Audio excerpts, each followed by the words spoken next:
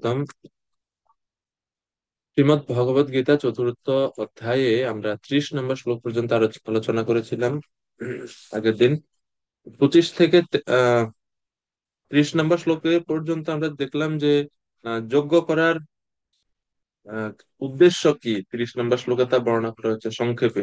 সমস্ত যজ্ঞের পূর্বে অনেকগুলো যজ্ঞের কথা বলা হলো, বিভিন্ন প্রকার যজ্ঞের এই সমস্ত যজ্ঞের উদ্দেশ্য কি 30 নম্বর শ্লোকে আমরা দেখতে পেলাম। সেখানে বলা হচ্ছে যে যজ্ঞের উদ্দেশ্য হচ্ছে, মুখ্য উদ্দেশ্য হচ্ছে ভগবত ধাম প্রাপ্তি বা ভগবানকে লাভ করা, আর গৌণ উদ্দেশ্য হচ্ছে কলুষতা থেকে মুক্ত হওয়া। এখন 31 নম্বর শ্লোক থেকে 31, 32,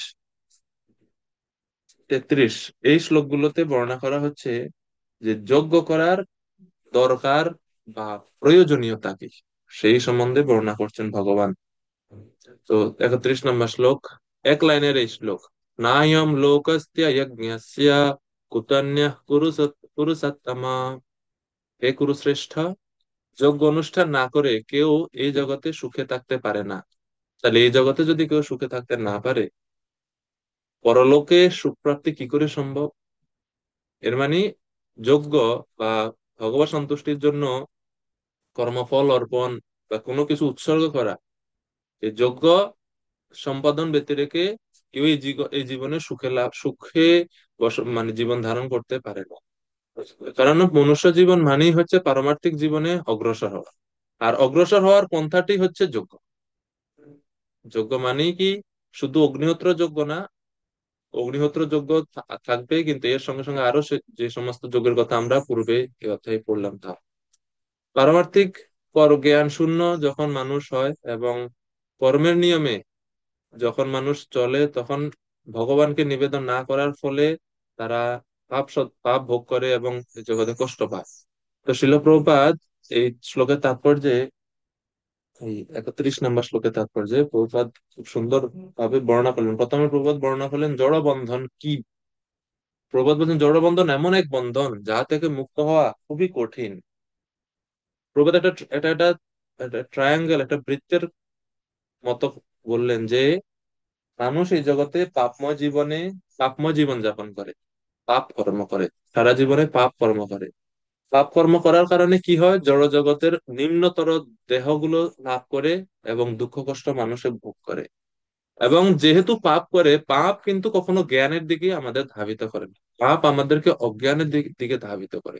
তো সেই পাপ কর্মের ফলে সে আরো বেশি অজ্ঞানতা লাভ করে, আরো বেশি অজ্ঞানতার কারণে আরো বেশি পাপ করে, আরো বেশি পাপ করার ফলে আরো বেশি দুঃখ কষ্ট ভোগ করে, এবং এইভাবে জীবেরা এই বন্ধন থেকে, জড়জগতের বন্ধন থেকে মুক্ত হতে পারে। মুক্ত হওয়াটা খুবই কঠিন ব্যাপার, সেটা প্রভুপাদ তাৎপর্য বলছেন। এই জন্য এই যে জড় বন্ধন থেকে মুক্ত হওয়ার একটা দুর্লভ সুযোগ আমরা পাই যখন আমরা মনুষ্য দেহ পাই। এই জন্য প্রভুপাদ বলছেন মনুষ্য দেহ লাভ করে অবশ্যই আমাদের এই বন্ধন ছিন্ন করার সর্বাত্মক প্রয়াস করা উচিত। অন্য সমস্ত দেহে যে জিনিসগুলো উপলব্ধ বা লাভ করা যায়, সেই জিনিসগুলো যদি আমরা এই দেহ লাভ করার পরেও করতে থাকি, সে একই কাজ করি, তাহলে জীবনের মূল বিশেষত্বটা আর কি রইলো? প্রভুপাদ এই জন্য বলছেন তাহলে আমাদেরকে এই মনুষ্য জীবন লাভ করার পরে অবশ্যই জড়বন্ধন মুক্ত হওয়ার জন্য চেষ্টা করা উচিত। এখন শিল প্রভুপাদ তাৎপর্য শেষ দিকে বলছেন যে মুক্তি লাভের জন্য আমাদের দিক নির্দেশনা প্রদান করে বেদ আদি বৈদিক শাস্ত্র। বৈদিক শাস্ত্রের অনুসরণ যদি আমরা এই মনুষ্য জীবনে করি, তাহলে আমরা খুব সহজে মুক্তির দিকে অগ্রসর হতে পারবো। তো মুক্তির পথে অগ্রসর হওয়ার ক্ষেত্রে বেদ বা বৈদিক শাস্ত্র কিভাবে আমাদেরকে সহজ মানে আহ দিক নির্দেশনা দেবে, কিভাবে আমাদেরকে ধীরে ধীরে ধীরে ধীরে মুক্তির দিকে অগ্রসর করে দেয়। প্রভুপাদ বলছেন মনুষ্য জীবনে এই জড়জগৎ থেকে মুক্ত হওয়ার একটা সুযোগ লাভ করা যায়। সেই পথটি হচ্ছে ধর্ম অর্থ কাম ও মোক্ষের মাধ্যমে ধীরে ধীরে মুক্তি লাভ করা। বেদ ধর্ম অর্থ কাম মোক্ষ লাভের স্বীকৃতি ও নির্দেশনা দিয়ে মানুষকে মুক্তির পথে অগ্রসর হওয়ার সুযোগ দান করছে। জানেন, অসুর এবং সুর, এই দুইয়ের মধ্যে পার্থক্য কি? অনেকগুলো পার্থক্য আছে, কিন্তু যদি আমরা বলি পুরুষার্থের দিক থেকে অসুর এবং সূর্যের মধ্যে কি প্রধান পার্থক্য? অসুরেরা কি পড়াশোনা করে না? তারাও তো গুরুকুলে যায়। যেরকম আমরা দেখলাম প্রহ্লাদ মহারাজকে হিরণ্যকশিপু গুরুকুলে পাঠিয়েছেন। ষণ্ড এবং অমরক শুক্রাচার্যের দুই ছেলে সেই গুরুকুলের অধ্যাপক ছিল। তারাও পড়াশোনা করে, তারাও শাস্ত্র পড়ে, কিন্তু অসুরদের পুরুষার্থ তিনটা, আর সুর যারা, দেবতা যারা, তাদের পুরুষার্থ একটা এক্সট্রা থাকে। আর যেই এক্সট্রা একটা, ওই একটা জিনিসই সুর এবং অসুরের মধ্যে পার্থক্য করে। অসুরেরা শিখে ধর্ম, অর্থ, কাম। আর সুর বা দেবতারা শিখে ধর্ম, অর্থ, কাম এবং মোক্ষ। এই মোক্ষ বা মুক্তির বিষয়টা অসুরেরা শিখে না, তারা ধর্ম, অর্থ, কাম শিখে। এজন্য অসুরেরাও বিভিন্ন উপাসনা করে, বিভিন্ন আহ শিব বা অন্যান্য বিভিন্ন দেবতাদের উপাসনা তারা করে, ব্রহ্মা ইত্যাদিতে উপাসনা করে। ধর্ম তারা করে, কিছু মাত্রা ধর্ম তারা করে। হয়তো বিষ্ণুকে তারা মানে না, কিন্তু অন্যান্য দেবদেবী বা কাউকে তারা মানে। তো প্রভুপাদ এর জন্য বলছেন যে বেদ আমাদের জন্য এই চারটি জিনিস শিখাচ্ছে। বেদের উদ্দেশ্য ধর্ম, অর্থ, কাম ও মোক্ষের মাধ্যমে ধীরে ধীরে মুক্তি লাভ করে। এটা হচ্ছে মুক্তির জন্য ক্রম পদ্ধতি, এটা ধীরে ধীরে মুক্তি লাভ করে। প্রবাদ পরে ব্যাখ্যা করে বলছেন, ধর্মের পথে অগ্রসর হয়ে বিভিন্ন যাগ যজ্ঞের মাধ্যমে অর্থ লাভ করে। অর্থের মাধ্যমে মানুষ তার দেহের স্থূল প্রয়োজন, খাদ্য, শস্য, বাসগৃহের ব্যবস্থা করে। দেহের এই স্থূল প্রয়োজনগুলো মিটে গেলে কাম অর্থাৎ ইন্দ্রিয় তৃপ্তির প্রশ্ন আসে। বেদে কাম চরিতার্থ করার জন্য বিবাহ যজ্ঞের বিধান দেওয়া হয়েছে। তারপর মানুষ ধীরে ধীরে জড়বন্ধন থেকে মুক্ত হয়, অর্থাৎ মুক্তির দিকে অগ্রসর হয়। মুক্ত জীবনের সর্বোচ্চ স্তর ভগবানের সঙ্গ লাভ করা। তো এই জন্য প্রভুপাদ বলছেন যে এইভাবে, এই যে ক্রম পদ্ধতি, ধর্ম অর্থ লাভের জন্য সহযোগিতা করে। অর্থ পেলে মানুষেরা কাম বাসনা চরিতার্থ করার জন্য প্রয়াস করে। আর যখন ধর্ম, অর্থ, কাম এভাবে চলছে চলছে চলছে, তখন একটা পর্যায়ে জীবের এই বুদ্ধিটা আসে যে কাম বাসনাতে তো বা কামের মধ্যে তো, বা ওই যে তৃপ্তি নাই, ইন্দ্রিয় তৃপ্তির মধ্যে তো আসলে শান্তি পাওয়া যায় না। তখন জীব মুক্তির দিকে অগ্রসর হয় বা মুক্তি লাভের জন্য প্রয়াস করে, তখন সে ধীরে ধীরে ধীরে ধীরে মুক্তির দিকে যায়। এই হচ্ছে ধর্ম, অর্থ, কাম ও মোক্ষ বা চতুর্পুরুষার্থ। এটা হচ্ছে স্বাভাবিক বা সাধারণ হিসাব। কিন্তু শ্রী চৈতন্য মহাপ্রভু এসে আমাদেরকে আরেকটা পুরুষার্থ সম্বন্ধে জীবদেরকে শিক্ষা দিয়েছেন, সেটা হচ্ছে কি সেটা? কে বলতে পারবেন? পঞ্চম পুরুষার্থ কি, যেটা চৈতন্য মহাপ্রভু ভক্তদের জন্য বলেছেন,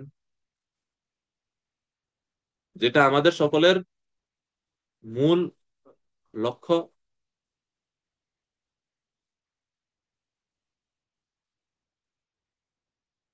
বলতে পারবেন কেউ?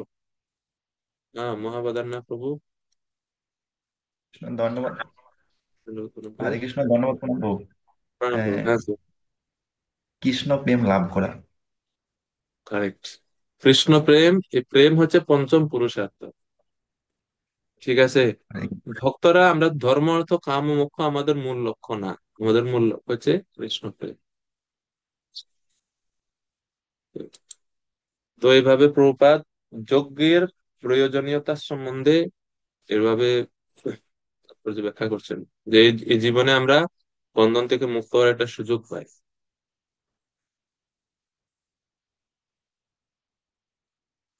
Yes. এরপরে 32 নম্বর শ্লোক। एवं बहुविधा यज्ञा वितता ब्रह्मणो मुखे कर्मजान् विद्धि तान् सर्वान् एवं ज्ञात्वा विमोक्षसे। এই সমস্ত যজ্ঞই বৈদিক শাস্ত্রে অনুমোদিত হয়েছে, এবং এই সমস্ত যজ্ঞ বিভিন্ন প্রকার কর্মজাত। সেগুলিকে যথাযথভাবে জানার মাধ্যমে তুমি মুক্তি লাভ করবে। যে এই যে পূর্বে যে সমস্ত যজ্ঞের, বিভিন্ন যজ্ঞের কথা আমরা পড়লাম, সেই সমস্ত যজ্ঞ বেদোক্ত, মানে বেদে বর্ণিত আছে এগুলো, এবং এগুলো হচ্ছে কর্মজাত। এরূপ বিচার করার মাধ্যমে, এই কর্মতত্ত্ব বিচার করার মাধ্যমে তুমি মুক্তি লাভ করতে পারবে। বিততা ব্রহ্মণ মুখে, ব্রহ্মণ মুখে মানে বৈদিক শাস্ত্রে বা বেদে এই সমস্ত যজ্ঞের বর্ণনা রয়েছে। তো প্রভুপাদ তাৎপর্য বলছেন, বিভিন্ন কর্মীর বিভিন্ন মনোবৃত্তি অনুসারে বেদে নানা রকম যজ্ঞ অনুষ্ঠান করার নির্দেশ দেওয়া হয়েছে। কেন এত যজ্ঞ? বিভিন্ন মনো মানুষের মনোবৃত্তি ভিন্ন ভিন্ন, এই জন্য বিভিন্ন রকম যজ্ঞের অনুষ্ঠান বৈদিক শাস্ত্রে দেওয়া হয়েছে।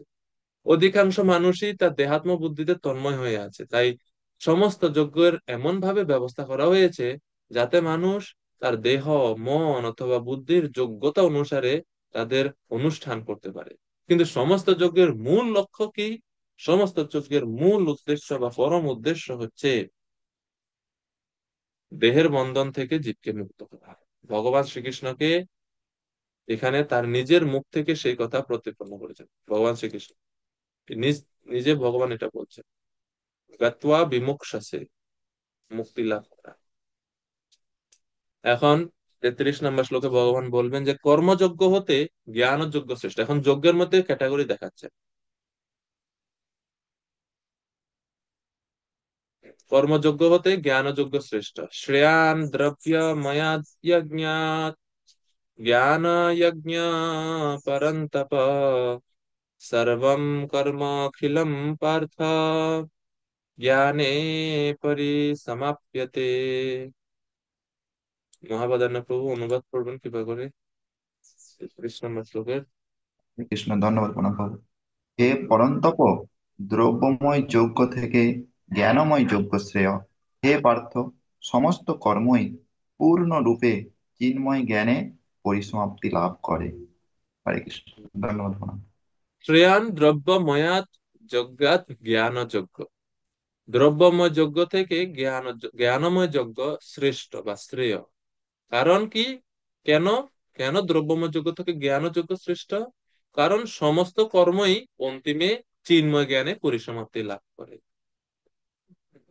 মানুষ এই যে ধর্ম অর্থ কাম ও মোক্ষের কথা যেটা আমরা পড়লাম পূর্বে, ধর্ম অর্থ কাম, ধর্ম অর্থ কাম, এইভাবে চলতে চলতে চলতে চলতে মানুষ তখন একটা পর্যায়ে বুঝতে পারে যে আসলে এই জগতে আমাদের উপভোগ্য কিছু নাই, কোনো কিছু ভোগ্য বস্তু না, উপভোগ করার জন্য এই জীবন না। এই জীবনটা নেওয়া আমরা পাই মূলত মুক্তির জন্য বা জড় বন্ধন থেকে মুক্ত হওয়ার জন্য এই মনুষ্য জীবন আমরা প্রাপ্ত হয়েছি। এই যে শেষ যে উপলব্ধিটা, যে মনুষ্য জীবন ভোগের জন্য নয়, এটা আত্ম উপলব্ধির জন্য, এই যে জ্ঞানটা উদয় হলো, এই জ্ঞান উদয় হতে হতে হতে হতে জীবের অনেক জন্ম পার হতে।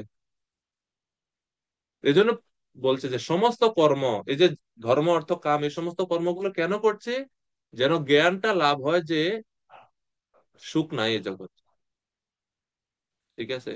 এই জন্য বলা হয়েছে যে সমস্ত কর্ম পূর্ণরূপে চিন্ময় জ্ঞানে পরিসমাপ্তি লাভ। বিভিন্ন যজ্ঞের কথা শ্রবণ করে অর্জুন হয়তো বলতে পারতেন যে আমি দ্রব্যময় যজ্ঞ করব, অর্থাৎ সমস্ত বস্তু বা রাজ্যকে আমি ত্যাগ করে দিব। দ্রব্যময় যজ্ঞ কি? যেসব যজ্ঞে দ্রব্য বা পদার্থ এবং কর্মের প্রয়োজনীয়তা থাকে সেই সমস্ত যজ্ঞ হলো দ্রব্যময়। দ্রব্য শব্দের সঙ্গে যখন ময় শব্দ মানে যুক্ত করা হয়, ময় মানে হচ্ছে প্রচুর্যতা। ময় শব্দের ময় একটা প্রত্যয়। এই ময় যখন কোনো জিনিসের সঙ্গে যুক্ত হয় তাহলে বুঝতে হবে ওই জিনিসের মধ্যে ওই বস্তুটা প্রচুর পরিমাণে আছে। যেমন আমরা বলি না মৃন্ময়। মৃন্ময় মানে কি? মাটি দিয়ে তৈরি, মাটির উপাদানটা বেশি আছে, মাটি দিয়ে তৈরি, মৃন্ময়। তেমনি দ্রব্যের প্রাধান্য যে যজ্ঞ থাকে সেটা হচ্ছে দ্রব্যময় যজ্ঞ। কারণ দ্রব্যময় যজ্ঞের থেকে জ্ঞানযজ্ঞ শ্রেষ্ঠ। কারণ হচ্ছে জ্ঞানযজ্ঞে দ্রব্য ও কর্মের প্রয়োজনীয়তা থাকে না। সব যজ্ঞকে ভগবান কর্মজনিত বলেছেন পূর্বের অধ্যায়ে, এবং সমস্ত কর্ম জ্ঞানযজ্ঞে বিলীন হয়। অর্থাৎ জ্ঞানযজ্ঞ কর্মজনিত নয়, এটি বিবেক ও বিচার জনিত। আর অর্জুন ভাবতেছেন যে ভগবান যেহেতু বিভিন্ন যজ্ঞের কথা বলছেন, তা আমি দ্রব্যযজ্ঞ করব। দ্রব্যযজ্ঞ কি? এই যে সমস্ত রাজ্য, ধন সম্পত্তি, আহ সুখ ভোগ, এই দ্রব্যময় যজ্ঞ আমি করবো, মানে এই দ্রব্যগুলো আমি ত্যাগ করে দিব। এই জন্য শ্রীকৃষ্ণ অর্জুনকে বলছেন তোমার রাজ্য বা দ্রব্য ত্যাগের চেয়ে জ্ঞান হচ্ছে আরো গুরুত্বপূর্ণ। এজন্য তুমি জ্ঞান যজ্ঞ সম্পাদন করো। জ্ঞান যজ্ঞ মানে কি? সাথায় কোন দ্রব্যকে দান করলে পুণ্য লাভ হয়। পুণ্য লাভ করলে কি হয়? পুণ্যের ফলে মানুষ জগতে সুখ লাভ করে। আর সুখ লাভ এরপরে মৃত্যুর পরে স্বর্গে গিয়ে ইন্দ্রিয় তৃপ্তি করে। কিন্তু কেউ যদি জ্ঞান যজ্ঞ করে, জ্ঞানযোগ্য সম্পাদনের ফলে সে স্বরূপ সম্পর্কে উপলব্ধি করতে পারে। স্বরূপ সম্পর্কে উপলব্ধি করে সে আর স্বর্গে যাওয়ার বাসনা করে না, সে ভগবানের কাছে যাওয়ার বাসনা করে এবং ভগবানের সেবা করার বাসনা করে। তাহলে কোনটা শ্রেষ্ঠ? দ্রব্যময় যজ্ঞ না জ্ঞানময় যজ্ঞ? অবশ্যই জ্ঞানযোগ্য। কারণ জ্ঞানযজ্ঞের মাধ্যমে সেই জড় অজ্ঞানতাকে দূর করতে পারতেছে, আর অজ্ঞানতা হচ্ছে জড়বন্ধনের মূল কারণ। ঠিক আছে? তো শিল প্রভুপাদ তাৎপর্য বলছেন, অপ্রাকৃত দিব্য জ্ঞান লাভ করার কামনায় কেউ যখন জ্ঞান যজ্ঞের অনুষ্ঠান করেন, সেই যজ্ঞ অপ্রাকৃত জ্ঞান রহিত কর্মযজ্ঞের থেকে শ্রেয়। কেননা জ্ঞানবিহীন যজ্ঞ লৌকিক ক্রিয়া মাত্র, তাতে পরমার্থ লাভ হয় না। প্রকৃত জ্ঞান সর্বোচ্চ পর্যায়ের অপ্রাকৃত জ্ঞানে অর্থাৎ কৃষ্ণ ভাবনায় পরিসমাপ্তি হয়। এজন্য শেষে প্রভুপাদ বলছেন, স্তর ভেদে যজ্ঞ ক্রিয়াকে কর্মকাণ্ড অথবা জ্ঞানকাণ্ড বলা হয়, কিন্তু সেই যজ্ঞই হচ্ছে সর্বশ্রেষ্ঠ যজ্ঞ, যার ফলে পরম জ্ঞান লাভ করা যায়।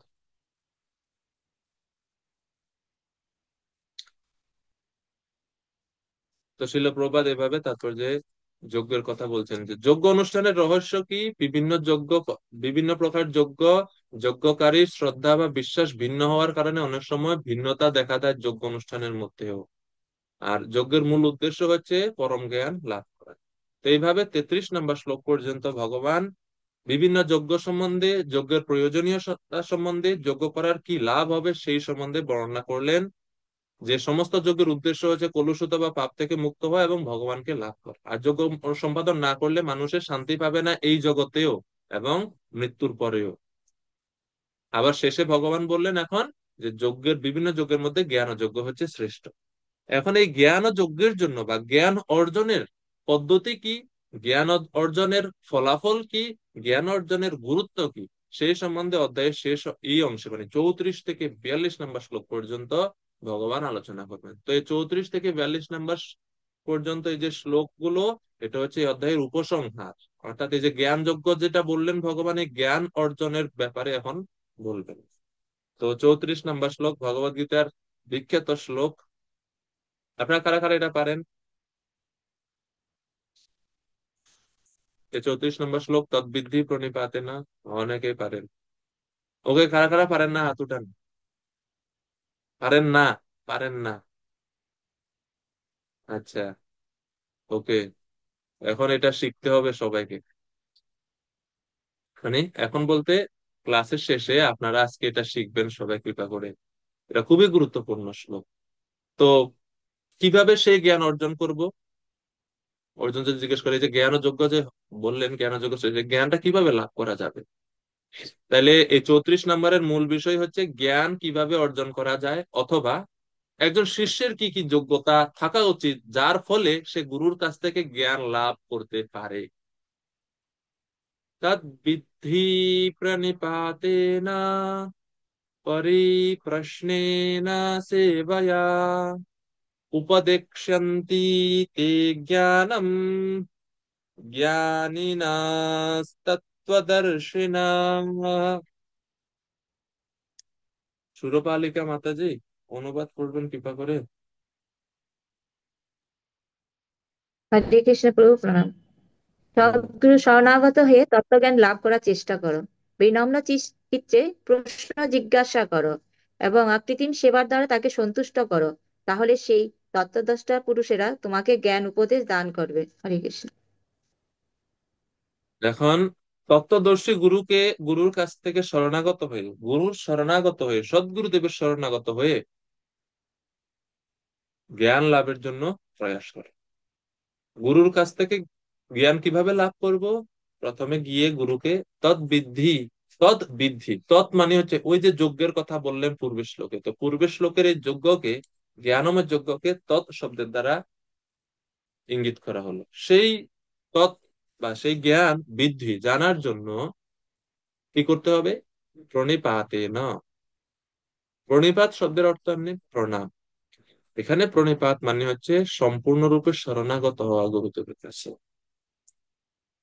এরপরে কি করবো? আর পরিপ্রশ্নেন সেবয়া, বিনম্র প্রশ্ন দ্বারা এবং অকৃত্রিম সেবার দ্বারা তাকে সন্তুষ্ট করতে হবে। এর ফলে দ্বিতীয় লাইনে বলা আছে, গুরুদেব তখন সন্তুষ্ট যখন হবে তখন তিনি উপদেশান্তি, তিনি উপদেশ দান করবেন।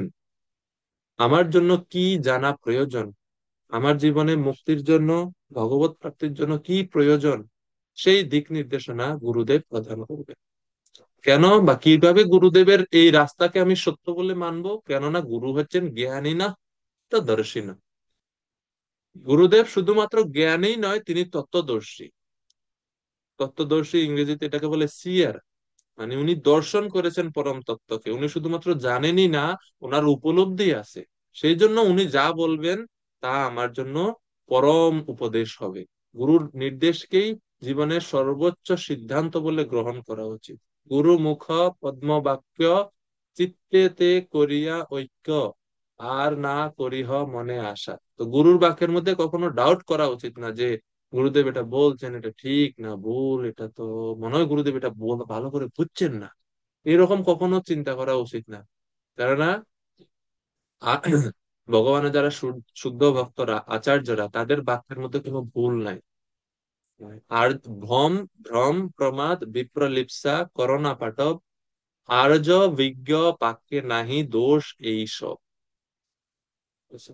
তো জীবনের সিদ্ধান্ত বিষয়ে যখন গুরুদেব কোনো উপদেশ শিষ্যকে দিয়ে থাকেন, সেই উপদেশ হচ্ছে গুরু শিষ্যের জন্য প্রাণ স্বরূপ। প্রাণ স্বরূপ। তো আমরা দেখি অধ্যায়ের শুরুতে ভগবান গুরু পরম্পরা সম্বন্ধে বলে শুরু করেছেন, এখন অধ্যায়ের শেষ দিকে আবার সেই গুরু সম্বন্ধে সেই বর্ণনা আসছে যে একজন শ্রোতার কি মনোভাব হওয়া উচিত। হ্যাঁ, তিনি প্রথমে শরণাগত হবেন, প্রশ্ন জিজ্ঞাসা করবেন এবং গুরুদেবের সেবা করবেন। পরে প্রশ্ন সম্বন্ধে আমরা দেখি চৈতন্য চরিতামৃতে বিখ্যাত দৃষ্টান্ত হচ্ছে সনাতন গোস্বামী। হ্যাঁ, ষোড় গোস্বামীদের মধ্যে অন্যতম সনাতন গোস্বামী। তিনি চৈতন্য মহাপ্রভুর কাছ থেকে যখন উপদেশ প্রাপ্ত হওয়ার জন্য যান, সনাতন গোস্বামীর গুরুদেব হচ্ছে শ্রী চৈতন্য মহাপ্রভু। হ্যাঁ, তো শ্রী চৈতন্য মহাপ্রভুর কাছে যখন সনাতন গোস্বামী গেলেন, তো কি মনোভাব আমাদের শিষ্য হিসেবে থাকা উচিত গুরুর প্রতি, তা আমরা সনাতন গোস্বামী থেকে শিখতে পাই। তিনি অত্যন্ত দীনতার সঙ্গে জিজ্ঞাসা করেছিলেন, কে আমি, কেনে আমায়, যারে তাপত্রয়, ইহা নাহি জানি কেমনে হিত হয়। সনাতন গোস্বামী মুখে তৃণ এবং গলবস্ত্র ধারণ করে মহাপ্রভুকে প্রণাম করে তারপর প্রশ্নগুলো জিজ্ঞেস করছে। এটা একটা বৈষ্ণবীয় শিষ্টাচার। দন্তে তৃণ ধরি। দন্তে তৃণ ধরি মানে বুঝেন, দাঁতের মাঝখানে তৃণ ধারণ করা, ঘাস, এক টুকরা ঘাস মুখের মধ্যে ধারণ করে, এবং গলবস্ত্র। গলবস্ত্র বুঝেন তো, এই যে উত্তরীয় আছে, সেটাকে এভাবে গলায় এভাবে ফেসায়, এভাবে হাত জোড় করে। এটা হচ্ছে বিনয়, শরণাগতি, শিষ্টাচার, শ্রদ্ধার নিদর্শন, বৈষ্ণবীয় শিষ্টাচার। এটা গুরুর কাছ থেকে গেলে এইভাবে মানে এরকম দৈন্য ভাবে নিজেকে প্রকাশ করতে হয়। এখন দাঁতের মধ্যে তৃণ কেন ধারণ করি, কেউ বলতে পারবেন? দাঁতে তৃণ ধারণ করার তো কিছু তাৎপর্য আছে, কেন শিষ্য গুরুর কাছে গিয়ে দাঁতের মধ্যে তৃণ ধারণ করে, দন্তে তৃণ ধরি গো, কেন এটা হয়? আমরা এটা করি না, কিন্তু এটা একটা বিশেষ গুরুত্বপূর্ণ গুরুত্বপূর্ণ তাৎপর্য আছে এটাতে। বিদ্যুৎ সাহাবু বলুন। হরে কৃষ্ণ, প্রণাম প্রভু। সকলকে প্রণাম। আমার মনে হয় যে ওই তৃণটা দাঁত থেকে যাতে না পড়ে, এবং ওই কথাগুলো যাতে ভাষাটার মধ্যে যাতে নম্রতা বজায় থাকে। কিন্তু দাঁতে যদি আপনি তৃণ ধারণ করে থাকেন তাহলে তো কথা বলতে পারবেন না। বলা যাবে না, চেষ্টা করলে যাবে মনে হয়। আপনি যদি ঘাস ধরে রাখেন মুখের মধ্যে, কথা কিভাবে বলবেন? মানে কথা বলতে গেলে তো ঘাসটা পড়ে যাবে না, তৃণ তো মুখের মধ্যে থাকবে না, থাকবে কি আসলে? করে যেতে পারে অবশ্য, হ্যাঁ। হ্যাঁ, তাইলে আহ একজন আহ, মাতাজি লিখলেন কি তৃণের মতো, কেউ গেল, আচ্ছা, তৃণের মতো নিচু হতে হবে। ওকে, আর কে কি বলতে চাচ্ছেন? সুরবালিকা মাতাজি, আপনাদের কি উপলব্ধি একটু জানতে হ্যাঁ চাচ্ছি। প্রভু, আমাদের তৃণর মতো নর্ম হতে হবে। তৃণের মতো নর্মতা, আর কেউ এর থেকে ভিন্ন আর কারো কোনো মনে হয় কিছু? তপময় প্রভু একই উত্তর না ভিন্ন কিছু? তপময় কৃষ্ণ চৈতন্য প্রভু। হ্যাঁ, তৃণ ধারণ করার উদ্দেশ্যে আমারও মনে হচ্ছে ওই রকমই, যেমন মহাপ্রভুর একটা শ্লোক আছে শ্রীকাষ্টামে, তৃণাদপি শুনিচন তররূপী সহিষ্ণু না অমানেনা মানদনা কীর্তনীয় সদাহরি। তো সেরকম তিনের মতো মানে নিচু হয়ে এবং ওই শ্লোকে তৃণের মতো নিচু হতে বলছে বৈষ্ণবকে, কিন্তু এখানে বৈষ্ণব তৃণ ধারণ করে আছে মুখের মধ্যে গুরুর কাছে গিয়ে। তো এর অর্থ তিনের মতো হচ্ছে নিচু হয়ে গুরুর কাছে মানে নিচুতা দীনতা প্রকাশ করছে আর কি। তৃণের মতো নিচু হওয়া একটা, দন্তে তৃণ ধারণ করা তাৎপর্য ভিন্ন তো।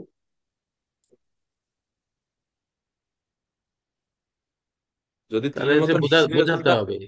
হ্যাঁ, সেটাই সেটাই জিজ্ঞেস করছে যে আপনাদের কি মনে হয়। এখন তৃণের মতো যদি নিচু, তাহলে তো হাতেও তৃণ ধারণ করে রাখতে পারতেন যে আমি তৃণের মতো নিচু হব। তো দন্তে ধারণ করার কি বিশেষত্ব আছে? যাই হোক, ধন্যবাদ আপনাদের। বিনয়ী আচরণ, হ্যাঁ বিনয় তো আছে, বিনয় আছে অবশ্যই, তৃণের মতো নিচু হওয়া, বিনয়ী আচরণ হওয়া সেটা আছে। যেটা আপনারা বলছেন এটা ঠিক আছে। আমি এটা ভুল বলছি যে এরকম না, তপময় প্রভু বা আহ, বিদ্যুৎ সাহা প্রভু যেটা বললেন, সুরবালিকা মাতাজি ওনারা, সেটা ঠিক আছে। কিন্তু এর এক্সট্রা আরেকটা জিনিস আছে এখানে গুরুত্বপূর্ণ, সেটা হচ্ছে গুরুদেবের কাছে গিয়ে আমি দন্তে তৃণ ধারণ করা মানে হচ্ছে, এর মানে আমি বোবা, আমি কিছু বলতে পারি না, আমি জানি না কিছু, আমার কোনো জ্ঞান নাই, আমার কোনো পাণ্ডিত্য নাই, আমি জানি না আমার জীবনে কি করব, আমি অজ্ঞানী, আমি পূর্ণরূপে আপনার শরণাগত, আমি বোবা মূক। এই জন্য দন্তে তৃণ ধারণ করে থাকে। আরেকটা তাৎপর্য হচ্ছে তৃণ মানে ঘাস কে খায়? গাভী বা তৃণ, তৃণভোজী অনেক প্রাণীরা। তো গুরুদেবের কাছে গিয়ে এরকম আচরণ করা বা এরকম ভাবে নিজেকে প্রেজেন্ট করা উচিত যে আমার কোনো অহংকার নাই, আমার কোনো পাণ্ডিত্য নাই। এই পাণ্ডিত্য অহংকার যেন না আসে, এবং মনে হয় যেন আমি একটা পশু। আমি, হে গুরুদেব, আমি একটা পশু সদৃশ, আমার কোনো বোধ নাই, আমার কিচ্ছু না, আমি জানি না কিছু, আপনি কৃপা করে আমাকে উদ্ধার করো। আমি পশু চেতনায় মতো জীবন ধারণ করছি, আপনি একমাত্র আমার উদ্ধার করতে, সেজন্য আমি আপনার কাছে আসছি। এই জন্য দ্বন্দ্বে তৃণ ধারণ করে আছে, মানে কোনো পাণ্ডিত্য প্রকাশ করা যাবে না গুরুর কাছে গিয়ে, কোনো অহংকার প্রকাশ করা যাবে না গুরুর কাছে গিয়ে, যেটা সনাতন গোস্বামী করছে। সনাতন গোস্বামীর কি জ্ঞান কম ছিল, পাণ্ডিত্য কম ছিল, ক্ষমতা কম ছিল? আহ, মন্ত্রী ছিলেন তিনি, কিন্তু তৃণ ধারণ করে, গলবস্ত্র ধারণ করে মহাপ্রভুকে প্রণাম করে এইভাবে প্রশ্ন করছেন, কে আমি? আমি কি, আমি এটাই জানি না আমি কি। আমি আর বৈদিক শাস্ত্রের গুঁড়ো গুঁড়ো তত্ত্ব তো বহুত দূরে, রসতত্ত্ব, ভক্তি তত্ত্ব, এইসব তো আরো বহুত দূরে, আমি এটাই জানি না গুরুদেব আমি কে, কেন আমাকে ত্রিতাপ ক্লেশ প্রদান করছে, এবং আমি জানি না কিভাবে আমার হিত হবে। তা আপনি কৃপা করে আমাকে বলুন। এই যে হচ্ছে পরিপ্রশ্নের, পরিপ্রশ্নের, এটা হচ্ছে পরিপ্রশ্নের। এরপর হচ্ছে সেবয়া। সেবয়া মানে শরণাগতিটা যে প্রকাশ পাবে সেবার মাধ্যমে, আমি কতটুক শরণাগত এটা প্রকাশ পাবে সেবার মাধ্যমে। পরিপ্রশ্ন মানে গুরুকে আটকানোর জন্য, গুরুকে টেস্ট করার জন্য, পরীক্ষা করার জন্য কোনো প্রশ্ন না। প্রশ্ন হতে হবে পরিপ্রশ্ন। পরিপ্রশ্ন শব্দের অর্থ কি খালি প্রশ্ন বললেও তো হতো? পরিপ্রশ্ন মানে হচ্ছে আমার স্বরূপ সম্বন্ধে, কিভাবে আমি আত্মতত্ত্ব উপলব্ধি করতে পারবো তার সম্বন্ধে, এই জড়বন্ধন থেকে কিভাবে মুক্তি লাভ করতে পারবো তার সম্বন্ধে, এই জন্য পরি মানে হচ্ছে শ্রেষ্ঠ, উত্তম বিষয়ক প্রশ্ন হওয়া উচিত। ঠিক আছে? পাণ্ডিত্য প্রকাশের জন্য বা গুরুকে ছোট করার জন্য বা অন্য কাউকে ছোট করার জন্য এই সমস্ত কোনো প্রশ্ন না। এরকম প্রশ্ন করা যায়, বলুন তো ভাগবতমের কোন শ্লোকে এই বিষয়ে বলা আছে, এইরকম প্রশ্ন কেন করবো? এইরকম প্রশ্ন না। পরিপ্রশ্ন মানে উত্তম আত্মতত্ত্ব, শ্রেষ্ঠ বিষয়ক প্রশ্ন, ভক্তি বিষয়ক প্রশ্ন, কিভাবে মুক্তি লাভ করবো গুরুদেব সেই বিষয়ে দিক নির্দেশনা মূলক প্রশ্ন করা, এটা হচ্ছে পরিপ্রশ্ন। এই জন্য পরিপ্রশ্ন বলা হচ্ছে উত্তম প্রশ্ন। যেরকম আমরা ভাগবতমে দেখি, যখনই শ্রোতা শ্রোতারা প্রশ্ন করেন বক্তার কাছে, তখন বক্তা খুশি হয়ে প্রশংসা করেন প্রশ্নের, বরিয়ান এ সত্যে প্রশ্ন কৃত লোক হিতম নৃপ আত্মবিদ সম্মত পুংসাম শ্রোতব্যাদিষু ইয়াহ পর।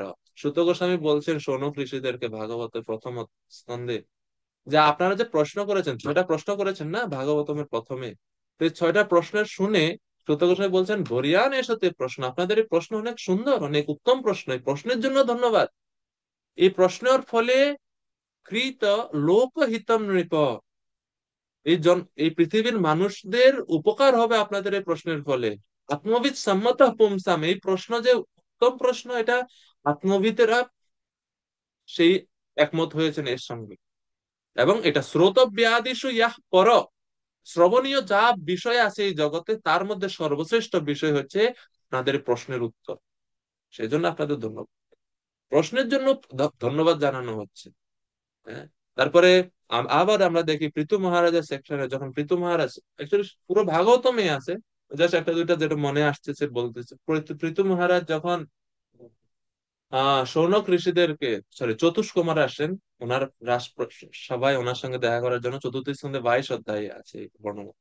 তো যখন আসেন পৃথু মহারাজ প্রথমে ব্রাহ্মণ বৈষ্ণবদের মহিমা প্রকাশ করেন, বৈষ্ণবদের মহিমা কীর্তন করেন, বৈষ্ণবদের সঙ্গ পাওয়াটা কত দুর্লভ সেই সম্বন্ধে বলেন। বলার পরে তিনি জিজ্ঞাসা করেন চতুষ্কুমারের কাছে কিভাবে এই জড়বন্ধন থেকে মুক্ত হওয়া যাবে সেই বিষয়ে। ওনার এই প্রশ্ন শুনে চতুষ্কুমারের মধ্যে অন্যতম সনত কুমার, তিনি, বাকি তিনজন চুপ ছিলেন, সনত কুমার উত্তর দিলেন ওনার ওই প্রশ্নের। তো প্রথমে সনত কুমার মানে ধন্যবাদ জানালেন পৃথু মহারাজকে, যে আপনাকে ধন্যবাদ এই প্রশ্ন করার জন্য। প্রশ্নটাই কত সুন্দর, এটা হচ্ছে পরিপ্রশ্ন।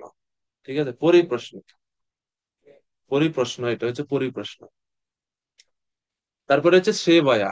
তো সেবা তো বুঝলাম আমরা যে সেবার মাধ্যমে গুরুদেবের আদেশ নির্দেশ গুলোকে জীবনে আহ, থাকতে হবে, জীবনে সেটা প্রয়োগ করতে হবে। আর পরিপ্রশ্নের মধ্যে আরেকটা বিষয় ওখানে বলা হয়েছে যে প্রশ্ন যেন উদাসীন হয়ে না করা হয়, উদাসীন হয়ে বা পাণ্ডিত্য দেখানোর জাহির করার জন্য আমি জানি উত্তর তারপরেও প্রশ্ন করে দেখি উনি পারে কিনা, এরকম প্রশ্ন করা ঠিক নেই। এইসব হচ্ছে পরিপ্রশ্নের মধ্যে পড়ে। এটা এই জন্য এটাকে শুধু প্রশ্ন না বলে পরিপ্রশ্ন বলা হলো। ঠিক আছে, তো তখন এই তিনটা জিনিস যখন থাকবে, প্রণিপাত, পরিপ্রশ্ন এবং সেবা, তাহলে আমরা দেখব তখনই গুরুদেব সন্তুষ্ট হয়ে আমাকে দিব্যজ্ঞান প্রদান করবে। হ্যাঁ, কারণ গুরু আহ, হরিভক্তি বিলাসে সনাতন গোস্বামী বলছেন, গুরু শিষ্যকে পরীক্ষা করবেন, শিষ্যও গুরুকে পরীক্ষা করবেন। এটা শিষ্য কখন গুরুকে পরীক্ষা করবেন? শিষ্য গুরুর কাছে শরণাগত হওয়ার আগে, দীক্ষা নেওয়ার আগে শিষ্যর কর্তব্য গুরু পরীক্ষা করে তারপরে গুরু নির্বাচন করা। গুরুরও কর্তব্য শিষ্যকে পরীক্ষা করা, যেটা ছিল প্রভুপাদ আমাদের এই সংস্থাতে রেখেছেন। গুরুদেব শিষ্যকে পরীক্ষা করেন দীক্ষার আগে, হরিনাম দীক্ষার আগে শ্রিত হয়ে ঠিক মতো করছে কিনা এগুলো পরীক্ষা করা হয়। তো গুরুদেব যখন শিষ্যকে পরীক্ষা করেন তখন তিনি দেখেন এই তিনটা জিনিস তার মধ্যে আছে কিনা। আর আমরা দেখি ভগবত গীতার মধ্যে অর্জুনের মধ্যে এই তিনটা জিনিসই ছিল। প্রণিপাত যখন কথা আসে, যে তিনটা জিনিস না, প্রণিপাত, পরিপ্রশ্ন, সেবা। প্রণিপাত ছিল কিনা অর্জুনের কাছে? অর্জুনের মধ্যে প্রণিপাত ছিল? অর্জুন আত্মসমর্পণ করেছেন কৃষ্ণের কাছে কত অধ্যায়ে? দ্বিতীয় অধ্যায়ে 7 নম্বর শ্লোকে। হ্যাঁ, কার্পণ্য দোষোপহত স্বভাব, এই শ্লোকে। আচ্ছা, এরপরে পরিপাতের পরে প্রশ্ন, প্রশ্ন করেছেন অর্জুন? অবশ্যই প্রশ্ন করেছেন। পুরো গীতাতে অর্জুনের প্রশ্ন কয়টা জানেন? অর্জুন পুরো গীতার মধ্যে ভগবান শ্রীকৃষ্ণকে টোটাল 18টা প্রশ্ন, 16টি প্রশ্ন করেছেন পুরো গীতায়। ভগবান ভগবান প্রশ্ন করেছেন, তো এগুলো সবগুলা কিন্তু পরিপ্রশ্ন। আর সেবা করেছেন, সেবা করেছেন অর্জুন। কিভাবে বুঝবো, কোথায় আমরা এর এর নিদর্শন পাই সেবা করেছেন?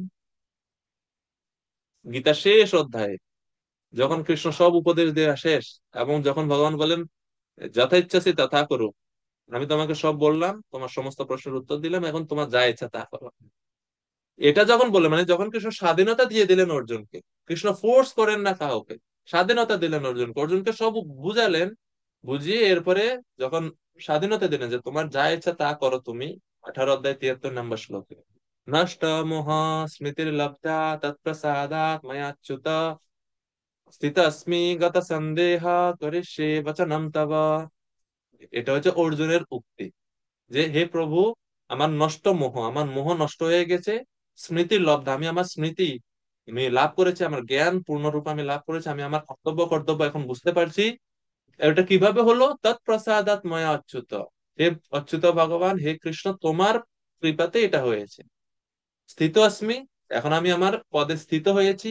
গত সন্দেহ, সন্দেহ দূর হয়ে গেছে। করিষ্যে বচনম তব, এখন আমি আপনার আদেশ অনুযায়ী কাজ করব। এটা হচ্ছে সেবা, অর্জুনের সেবা বৃত্তি।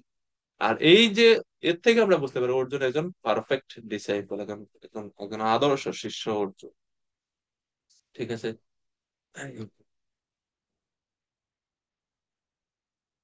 এই জন্য বলছে জ্ঞানী না তত্ত্বদর্শী না, গুরুদেব অবশ্যই তিনি জ্ঞানী হবেন। জ্ঞানী বলতে কোন জ্ঞানী?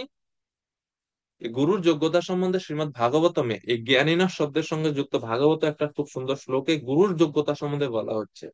এটা আপনারা লিখে রাখতে পারেন, পরে ওই অংশ পড়লে ভাগবতমের ওই সেকশনটা পড়তে পারেন আপনারা। 11:3-21 শ্রীমদ্ ভাগবতম। ভাগবতে আমাদেরকে গুরুর শরণাগত হওয়ার জন্য উপদেশ দিচ্ছেন এবং গুরুর কি যোগ্যতা থাকবে সে সম্বন্ধেও বলছেন। তসমাৎ গুরুং প্রপদ্যেত জিজ্ঞাসু শ্রেয় উত্তমম, শাব্দে পরে চ নিষ্ণাতম, ব্রহ্মণি উপসমাশ্রয়ম।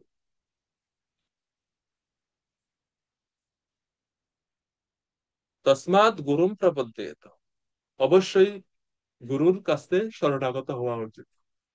জিজ্ঞাসু, গুরুর কাছে প্রশ্ন জিজ্ঞাসা করা উচিত। অর্থাৎ গীতার এই শ্লোকে যা বলা হচ্ছে তাও এই ভাগবতের এই শ্লোকেও আছে। এরপরে বলছে গুরুর কি যোগ্যতা থাকবে? গুরু হচ্ছেন শাব্দে পরে চ নিষ্ণাতম। শাব্দে পরে মানে হচ্ছে, শাব্দে মানে হচ্ছে বৈদিক শাস্ত্র, বৈদিক তত্ত্বজ্ঞান। বৈদিক তত্ত্বজ্ঞানে তিনি নিষ্ণাত হবে, খুবই পারদর্শী হবে গুরুদেব।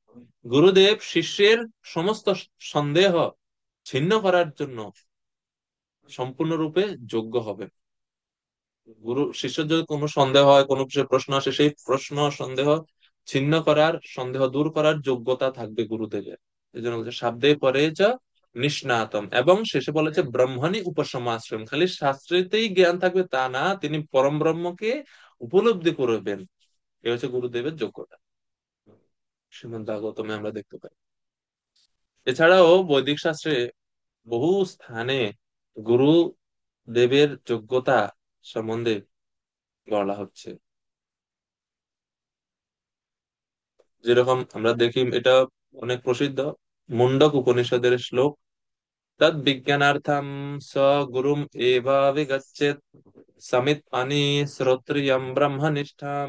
একই শ্লোক, মানে একই অর্থবহ শ্লোক।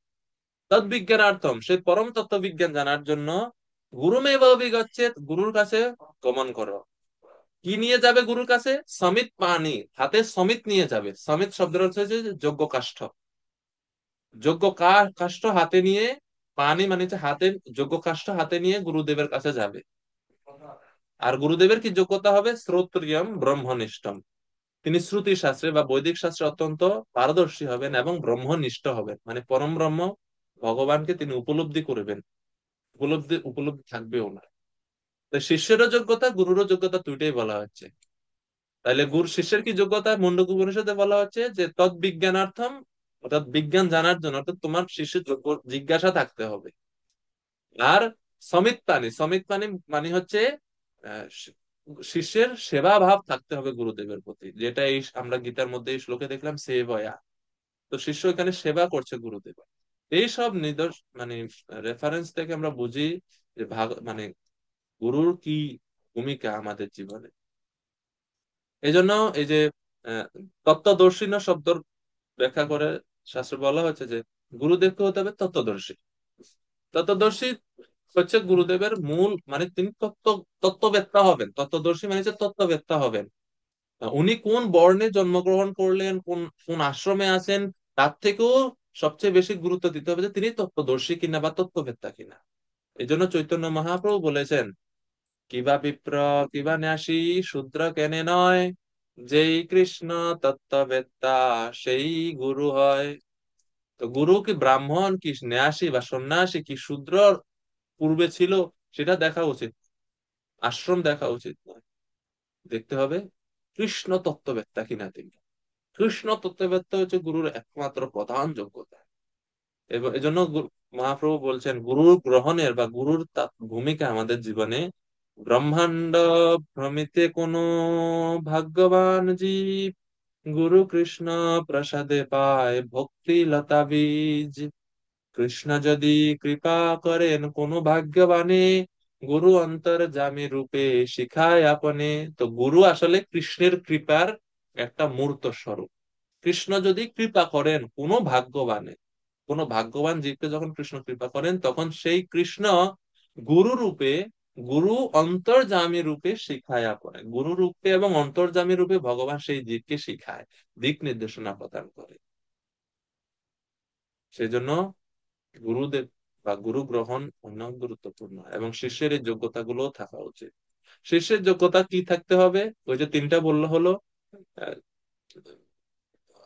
নারদ মুনি শ্রীমদ্ ভাগবতমে সপ্তম স্কন্ধে শিষ্যের যোগ্যতা কি হওয়া উচিত সে সম্বন্ধে বলছে যে, খুব সুন্দর বর্ণনা আছে এখানে,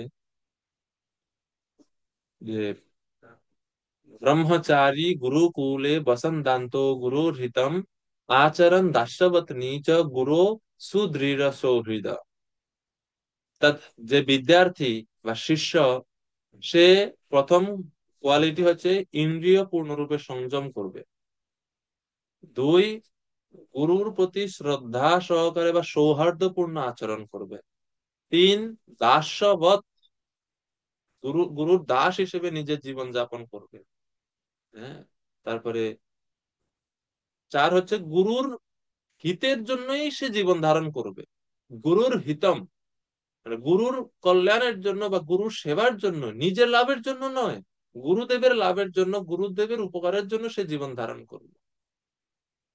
এই হচ্ছে শিষ্যের বা একজন ব্রহ্মচারী, একজন শিক্ষার্থীর এই যোগ্যতা থাকা উচিত।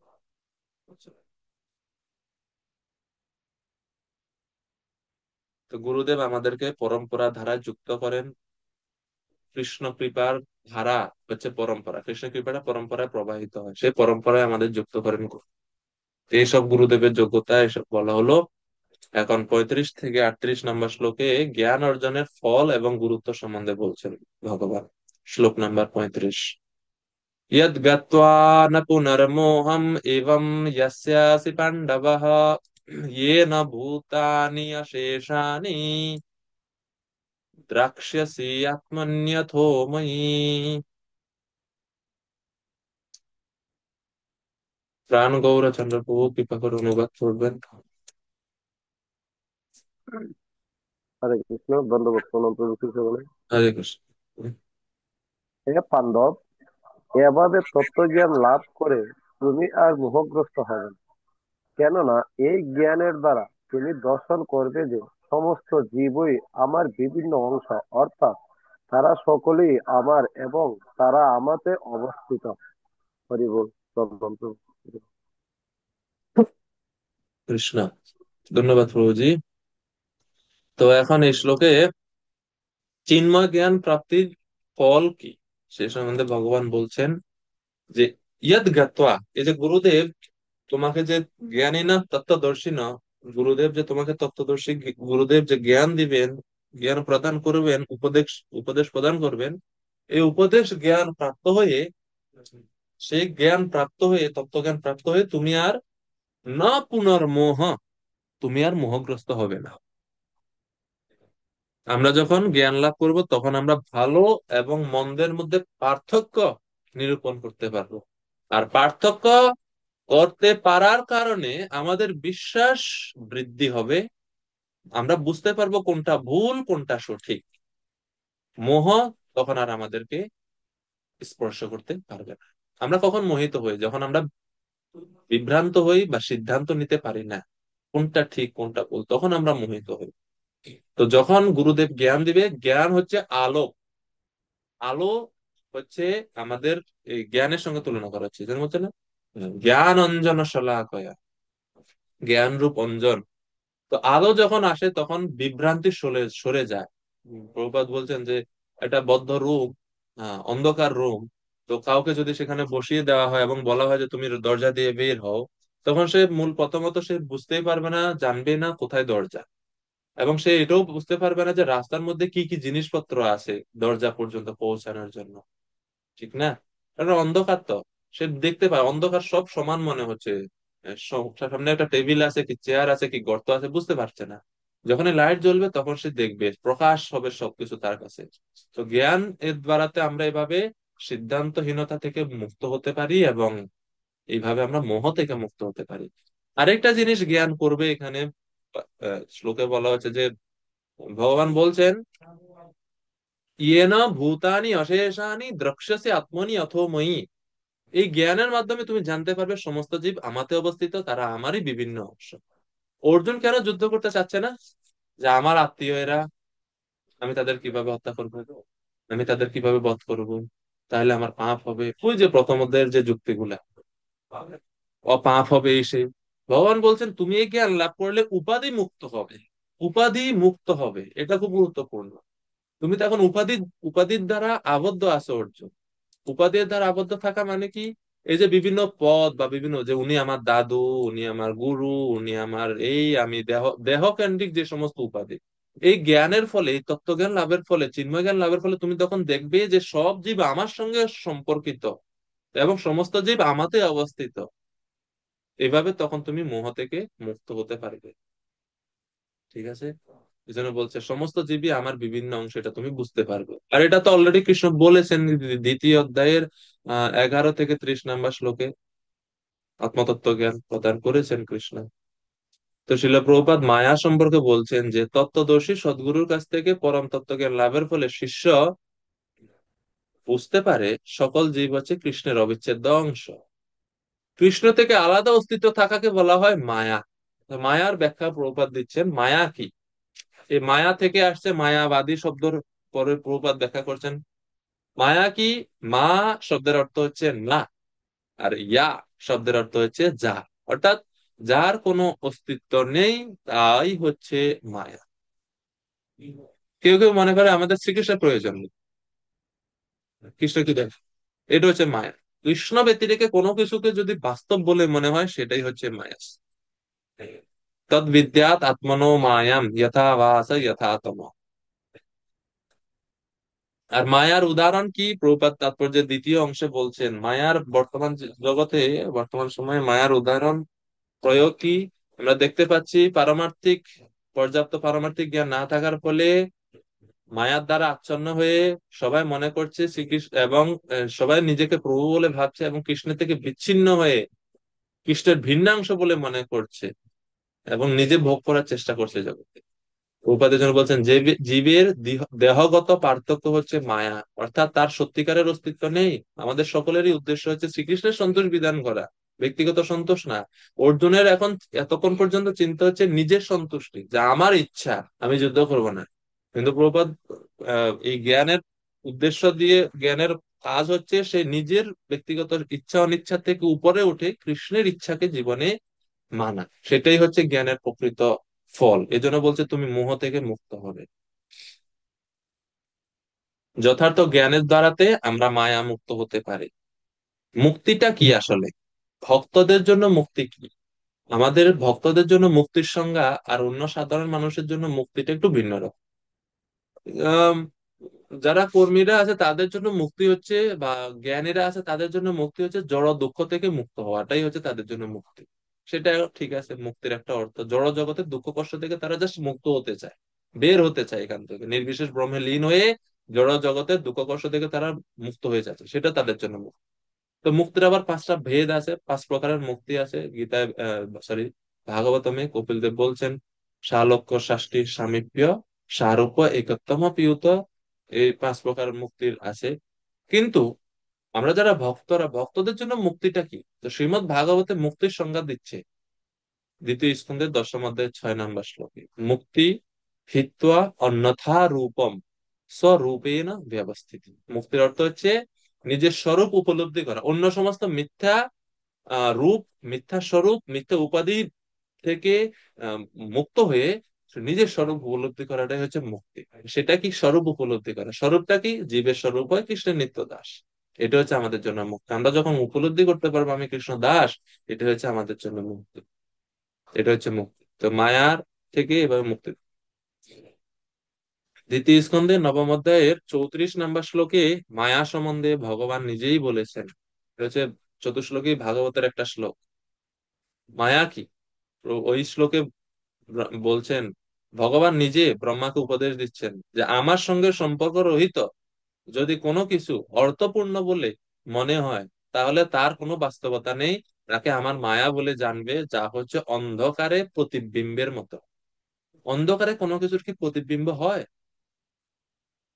হবে না। অন্ধকারে কোনো কিছুর প্রতিবিম্ব দেখা যায় না, রিফ্লেকশন দেখা যায় না। অন্ধকারে কোনো রিফ্লেকশন হতেই পারে না। তো এরকম মায়াও হচ্ছে এরকম অবাস্তব। হ্যাঁ। 36 নম্বর শ্লোক। এখন ভগবান বলছেন, অর্জুন, এভাবে মায়া থেকে মুক্ত হতে পারবে তুমি, এখন তুমি জ্ঞান রূপ তরণীতে আরোহণ করে এই দুঃখ সমুদ্র হতে তুমি মুক্তি লাভ। জ্ঞান হচ্ছে তরণীর ন্যায়, নৌকার ন্যায়। জ্ঞানকে এখানে ভগবান নৌকার সঙ্গে তুলনা করছে। अपि चेदसि पापेभ्य सर्वेभ्य पापकृत्तम सर्वं ज्ञानप्लवेनैव वृजिनं सन्तरिष्यसि। কুমার বিশ্বজিৎ প্রভু, কৃপা করে অনুবাদ করুন 36 নম্বর শ্লোকের অনুবাদ।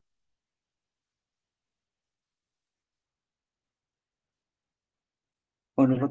হরে কৃষ্ণ প্রভু। হরে কৃষ্ণ প্রভু।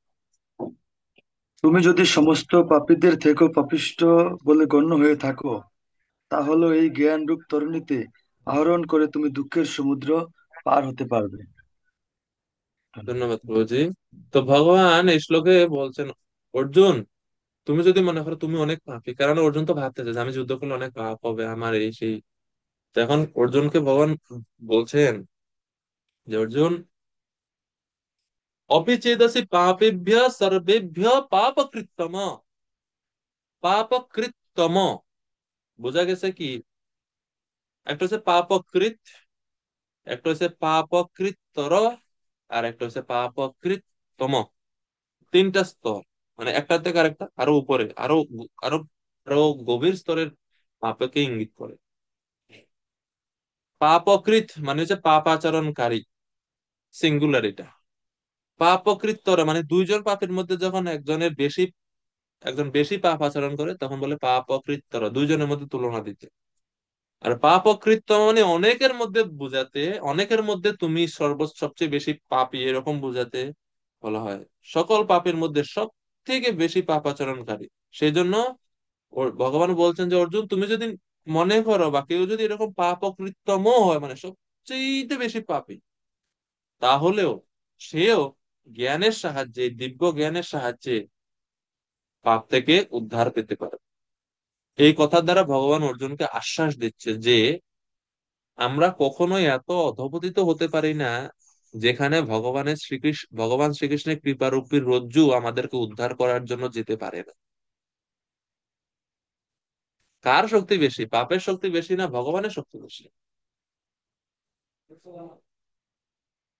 জীব এত এত পাপ করতে পারে কি কখনো, যে যত পাপ করলো অত পাপ করলো, যে ভগবানের শক্তি নাই আর তাকে উদ্ধার করার? কি বলেন? নিঃসন্দেহে ভগবানের কৃপা বা করুণা শক্তি বা দয়া শক্তি হচ্ছে সবচেয়ে বেশি শক্তিশালী। তো সেই জন্য জীবনের কোনো সময়েই আমাদের বা কারো এটা ভাবা উচিত না যে আমার তো আর উদ্ধার হবে না, আমি তো উদ্ধার পেতে পারবো না। এই এই আশা হত হওয়াটা খুব খারাপ একটা, মানে, লক্ষণ। ভক্তিতে আশা বাদ, মানে আশাটা বাঁচিয়ে রাখা উচিত। এবং সাধু সঙ্গ, ভাগবত কথা শ্রবণ কীর্তন, এই সবের উদ্দেশ্যই হচ্ছে আমাদের আশাটাকে জাল দেওয়া, আশাটাকে ফ্যানিং করা, মানে মানে আশাটাকে বৃদ্ধি করা, যে হ্যাঁ, আমার দ্বারাও সম্ভব, আমিও ভগবানকে লাভ করতে পারবো। যদিও আমার অনেক বন্ডেজ আছে, অনেক শর্ট কামিং আছে, অনেক অনেক অনেক অপারগতা আছে, আমার অনেক কমতি আছে, কিন্তু তারপরে আমি পারবো, আমি চেষ্টা করলে পারবো। এই হচ্ছে আশা। খুব সুন্দর একটা শ্লোক আছে, রূপ গোস্বামী বলছেন যে আহ, আমি বৈষ্ণব না, আমার শ্রবণ নাস্তা, শ্লোকটা তো ঠিক মনে পড়ছে না। আহ, মানে অর্থটা হচ্ছে এরকম যে আমার শ্রবণ কীর্তনে কোনো আসক্তি নেই, আমার আপনার ভক্তিতে কোনো আসক্তি নেই, আমার যোগ পন্থাতে কোনো শ্রদ্ধা বা বিশ্বাস নেই, আমার জ্ঞান পন্থা আচরণের জন্য আমার যোগ্যতা না, আমার কিচ্ছু নাই। কিন্তু হে প্রভু, একটা জিনিস আমাকে ব্যথা দিচ্ছে, আমার মনে মনে একটা জিনিস আমাকে পীড়া দিচ্ছে, যেই জিনিসের কারণে আমি আপনাকে ধরতেও পারতেছি না, ছাড়তেও পারতেছি না, সেটা হচ্ছে আশা।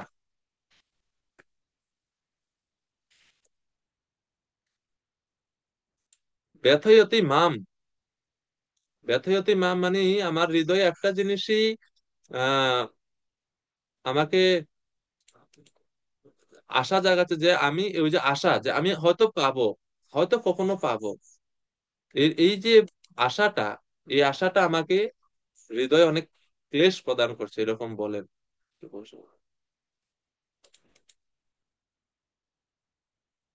শ্লোকটা ঠিক মনে পড়তেছে না, খুব সুন্দর শ্লোকটা ছিল।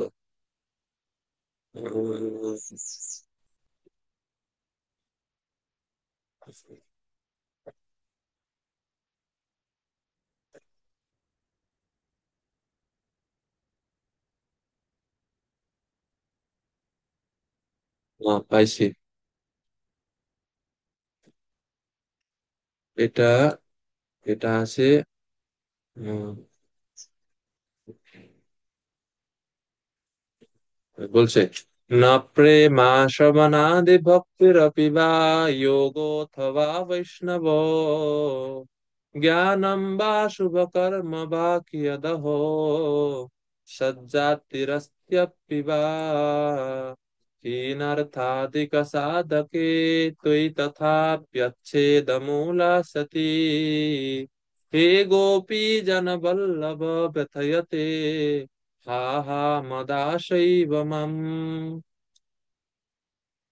যে ইচ্ছাটা বা আশাটা কেমন থাকা উচিত আমাদের, তো বলছেন, না প্রেমা, আমার হে প্রভু আপনার প্রতি প্রেম নাই। শ্রবণাদি ভক্তির অপিবা, শ্রবণাদি যে নববিধ ভক্তি, এই ভক্তির প্রতি কোনো আকর্ষণ আমার মধ্যে নাই। তাহলে বলছে, তাহলে কি আপনি কি যোগ অনুষ্ঠানের প্রতি আসক্তি আছে? বলছে হুম, অপিবা যোগ অথবা বৈষ্ণব, এই যোগ অনুশীলনের প্রতি আমার কোনো আশা বা আসক্তি নাই। বৈষ্ণব ধর্মের প্রতিও কোনো শক্তি বা অন্য কোনো ইচ্ছা আমার নাই। জ্ঞানম বা, জ্ঞানের প্রতিও কোনো কিছু বা আসক্তি আমার নাই, আমার বোধগম্যতা নাই, জ্ঞান নাই। জ্ঞান জ্ঞান যোগ সম্বন্ধেও কোনো জ্ঞান নাই আমার। শুভ কর্ম, পুণ্য কর্ম, কর্মযোগ সম্বন্ধে আছে না, তাও নাই। কিয়দ অহো সজ্জাতিরপ্যস্তি বা, এমন না, I am not even born in a high family, আমি উচ্চকুলেও জন্মগ্রহণ করিনি। Nonetheless, O Krishna, I still maintain hopes of achieving you, আমি এর পরেও আমি আপনাকে প্রাপ্ত হওয়ার জন্য আমি মনের মধ্যে আশা রাখি। হীনর্থ অধিক সাধকে ত্বয়ি তথাপি অচ্ছেদ মূলা সতি হে গোপী জন বল্লভ ব্যথয়তে হা হা মদাশৈব মাম। মদ আশা এব মাম, আমার এই আশার কারণে, এই আশাটা আমাকে বাঁচিয়ে রেখেছে, এই কারণে আমি বারবার আপনাকে এসে ডিস্টার্ব করি, যে এই যে এত নিচু আমি, এত হীন আমি, এই হীন ভক্তের প্রতি, হীন জনের প্রতি আপনি কৃপা করে দয়া করুন। এই জন্য আমি বারবার আমি আপনার কাছে প্রার্থনা করি, আমার কোনো যোগ্যতা নাই। তো অনুবাদে বলা হচ্ছে যে I still maintain hopes of achieving you and this hopes are always disturbing me. তিনি বলছেন, এই এই আশাটা আমাকে বারবার ব্যথা দিচ্ছে, আমাকে বিরক্ত করছে, আমি এই জন্য আপনাকে ছাড়তে পারতেছি না একেবারে, যে না কৃষ্ণকে ভুলে যাই। কিন্তু না, আশাটা আমাকে, এইরকম আশা রাখা উচিত। এইরকম আশার ফলে ভগবান তখন ধীরে ধীরে কৃপা করে। তো এই যে আশা, তো এই জন্য যেটা, যেখান থেকে গেলাম এদিকে, যে পাপকৃত্তম, ভগবান বলছেন এই জ্ঞানের ফলে যে কোনো স্তর থেকেই মুক্তি সম্ভব। হ্যাঁ? এবং ভাগবতে বলা হয়েছে, ভূমৌ স্থলিত পাদানাম ভূমৌ এব অবলম্বনম, কেউ যদি মাটিতে আছাড় খেয়ে পড়ে যায়, তাহলে কোন বস্তু, কোন বস্তুকে আশ্রয় করে সে উঠে দাঁড়াবে? অচ্যুত প্রভু, অচ্যুত অরিজিৎ প্রভু। হরে কৃষ্ণ, প্রণাম। কিন্তু সে মাটিকে আশ্রয় করে উঠে দাঁড়াবে বাবা। এরা মাটিতেই পড়ছে, মাটির কারণেই পড়ছে, মাটিতে আবার পড়ছে, আবার মাটিকে অবলম্বন করে সে আবার উঠে দাঁড়াবে। তো আমাদের ভক্তি শাস্ত্রের আচার্যরা বলছেন, কোন ভক্ত যদি কখনো কোনো পাপ কর্ম করেও ফেলে, এটা জাস্ট একটু আউট অফ কনটেক্সট বলছি, ভক্তিতে যুক্ত হওয়ার ফলেও যদি অনিচ্ছা সত্ত্বে বা কোনো পরিবেশ পরিস্থিতি দ্বারা বাধ্য হয়ে, ইচ্ছাক্রমে তো না কখনোই, বাধ্য হয়ে যদি কখনো কোনো পাপ কর্ম করেও ফেলে, কোনো নিষিদ্ধ কর্ম করেও ফেলে, তার জন্য আলাদা কোনো প্রায়শ্চিত্তের বিধান নাই। সেই ভক্তের কর্তব্য আরো গভীরতার সহিত, আরো ঐকান্তিকতার সহিত, অনুতাপের সহিত, অনুতপ্ত হৃদয়ে আরো বেশি করে ভক্তি করা। যেরকম মাটিতে আছাড় খেয়ে পড়লে মাটিকে আশ্রয় করে আবার উঠে দাঁড়াতে হয়, ভক্তিতে যদি কোনো অপরাধ বা ভক্তির মধ্যে যদি কোনো এরকম হয়ে যায়, এই ভক্তি হচ্ছে তার একমাত্র উপায়, যার দ্বারা সে এই রেকটিফাই করতে পারে বা পিউরিফাই করতে পারে সে নিজে। এইরকমই।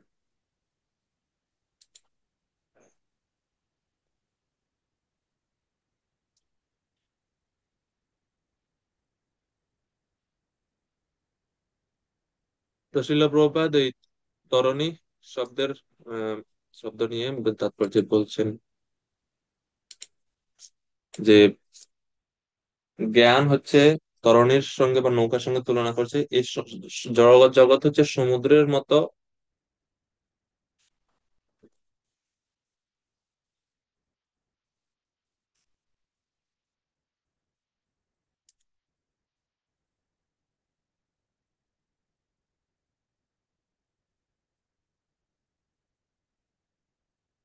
জড় জগৎ হচ্ছে সমুদ্রের ন্যায়। এই জড় সমুদ্রকে, জড় জগতের এই দুঃখ দুর্দশা পূর্ণ এই সমুদ্রকে যদি কেউ পার দিতে চায়, তাহলে তার একটা নৌকা দরকার। নৌকাটা শক্তিশালী নৌকা হতে হবে। তো এই নৌকাটা হচ্ছে জ্ঞান। বলছে যে প্রবাদ বলছেন, এমন না যে এই সাগর বা মহাসাগর কেউ সাঁতার কেটে পার হতে পারে, সম্ভব না। যত দক্ষ সাঁতারই হোক, সম্ভব না এটা, যে সাঁতার দিয়ে পার হতে পারবে, পারবে না। তো তদ্রূপ বলছেন যে এই উপযুক্ত নৌকা আশ্রয় করলে অনায়াসে সমুদ্র পার হতে পারবে। আর সেটা হচ্ছে জ্ঞান। এই জ্ঞান বলতে কিসের জ্ঞান? ভক্তি সম্বন্ধীয় জ্ঞান, ভগবত সম্বন্ধীয় জ্ঞান, আত্মতত্ত্ব সম্বন্ধীয় জ্ঞান। এর মানে এই জ্ঞানটা আসলে ভক্তি। এই জ্ঞানটা আসলে ভক্তি। ভক্তি হচ্ছে নৌকা। খুব সুন্দর একটা শ্লোক আপনারা মুকুন্দমালা স্তোত্র গ্রন্থে আপনারা পাবেন। মুকুন্দমালা স্তোত্র গ্রন্থ পড়ছেন কেউ? হয়তো অনেকে পড়ে থাকবেন। এটা আগে নাম ছিল আমার শরণাগত হও নামে, এখন নাম হয়েছে মুকুন্দমালা স্তোত্র। আমাদের ইস্কনে আছে। শিল প্রভুপাদ এই গ্রন্থের প্রথম 5টা কি 6টা শ্লোকের তাৎপর্য প্রভুপাদ নিজে লিখেছেন। পরে আর প্রভুপাদ ওটা কন্টিনিউ করতে পারেননি। এবং ভক্তি সিদ্ধান্ত সরস্বতী গোস্বামী ঠাকুর প্রভুপাদ গৌড়ীয় মঠে ভক্তি শাস্ত্রীর এই নির্ধারিত পাঠ্য বই এটা, মুকুন্দমালা স্তোত্র। যদিও এটা শ্রী সম্প্রদায় একজন বৈষ্ণবের লেখা, সম্রাট কুলশেখর আলোয়ার, ওনার লেখা বই এটা। আমাদের গৌড়ীয় বৈষ্ণব সম্প্রদায় না, কিন্তু ভক্তি সিদ্ধান্ত সরস্বতী ঠাকুর এটা পাঠ্য করেছেন বিদায় প্রভুপাদের ইচ্ছা ছিল এই বইয়ের উপরে তাৎপর্য লেখা। প্রভুপাদ 6টা কি লেখছেন মনে হয়। এরপরে প্রভুপাদের শিষ্য সৎস্বরূপ মহারাজ, তিনি এটা পুরোটা লিখেছেন। তো ওই বইয়ের একটা খুব সুন্দর শ্লোকে ভক্তিকে নৌকার সঙ্গে তুলনা করে বলছে। মুকুন্দমালা স্তোত্রের 13 নম্বর শ্লোক। তৃষ্ণা তোয়ে মদনপবনোদ্ভূত মোহর্মিমালে দ্বারাবর্তে তনয় সহজ গ্রাহ সংজ্ঞাকুলে চ সংসারাখ্যো মহতি জলধৌ মজ্জতাম নস্ত্রিধামন পাদাম্বোজে বরদ ভবতো ভক্তি নাবম প্রয়চ্ছ। পুরো শ্লোকে প্রথম 3 লাইনে তিনি জড়জগৎ, এই যে শ্লোকে প্রভুপাদ ব্যাখ্যা করছেন না, যে জড়জগতের যে সমুদ্র, এটা কত ভয়ঙ্কর সমুদ্র তার বর্ণনা দিচ্ছেন। হ্যাঁ, কি সমুদ্র বা এই জড়জগৎ রূপী সমুদ্রের কি কি ক্যারেক্টারিস্টিক্স আছে। তো বলছেন, O lord, we are running in the vast ocean of sansar. এই সংসার রূপী মহাসমুদ্রে আমরা নিমজ্জিত হচ্ছি। এই সংসার রূপী মহাসমুদ্র কি দিয়ে তৈরি? Which is filled with the waters of material হ্যাঙ্কারিং। মোহ হচ্ছে এই সমুদ্রের, এই জড় সমুদ্রের জল। তৃষ্ণা তোয়ে মদনা, তৃষ্ণা শক্তি, চাওয়া পাওয়া, এগুলো হচ্ছে এই সংসার সমুদ্রের জল। তাহলে ঢেউ কি? Many waves of illusion. মোহ হচ্ছে এই এই সমুদ্রের, সংসার সমুদ্রের ঢেউ। এবং আহ, কাম, ক্রোধ, এগুলো হচ্ছে ঘূর্ণি চক্র। এই যে জলের ঘূর্ণি থাকে না সমুদ্রের মধ্যে, ঘূর্ণি যেটা সবকিছুকে নিচের দিকে নিয়ে যায়, এই ঘূর্ণি হচ্ছে কাম আর ক্রোধ, এগুলা সব হচ্ছে ঘূর্ণি, ঘূর্ণি বায়ুর, ঘূর্ণি জলের মতো। এবং বলছে যে বড় বড় আহ, দারাবর্তে স্তনয় সহজ গ্রাহ সংগ্রাহ কুলে চ। দারাবর্তে মানে হচ্ছে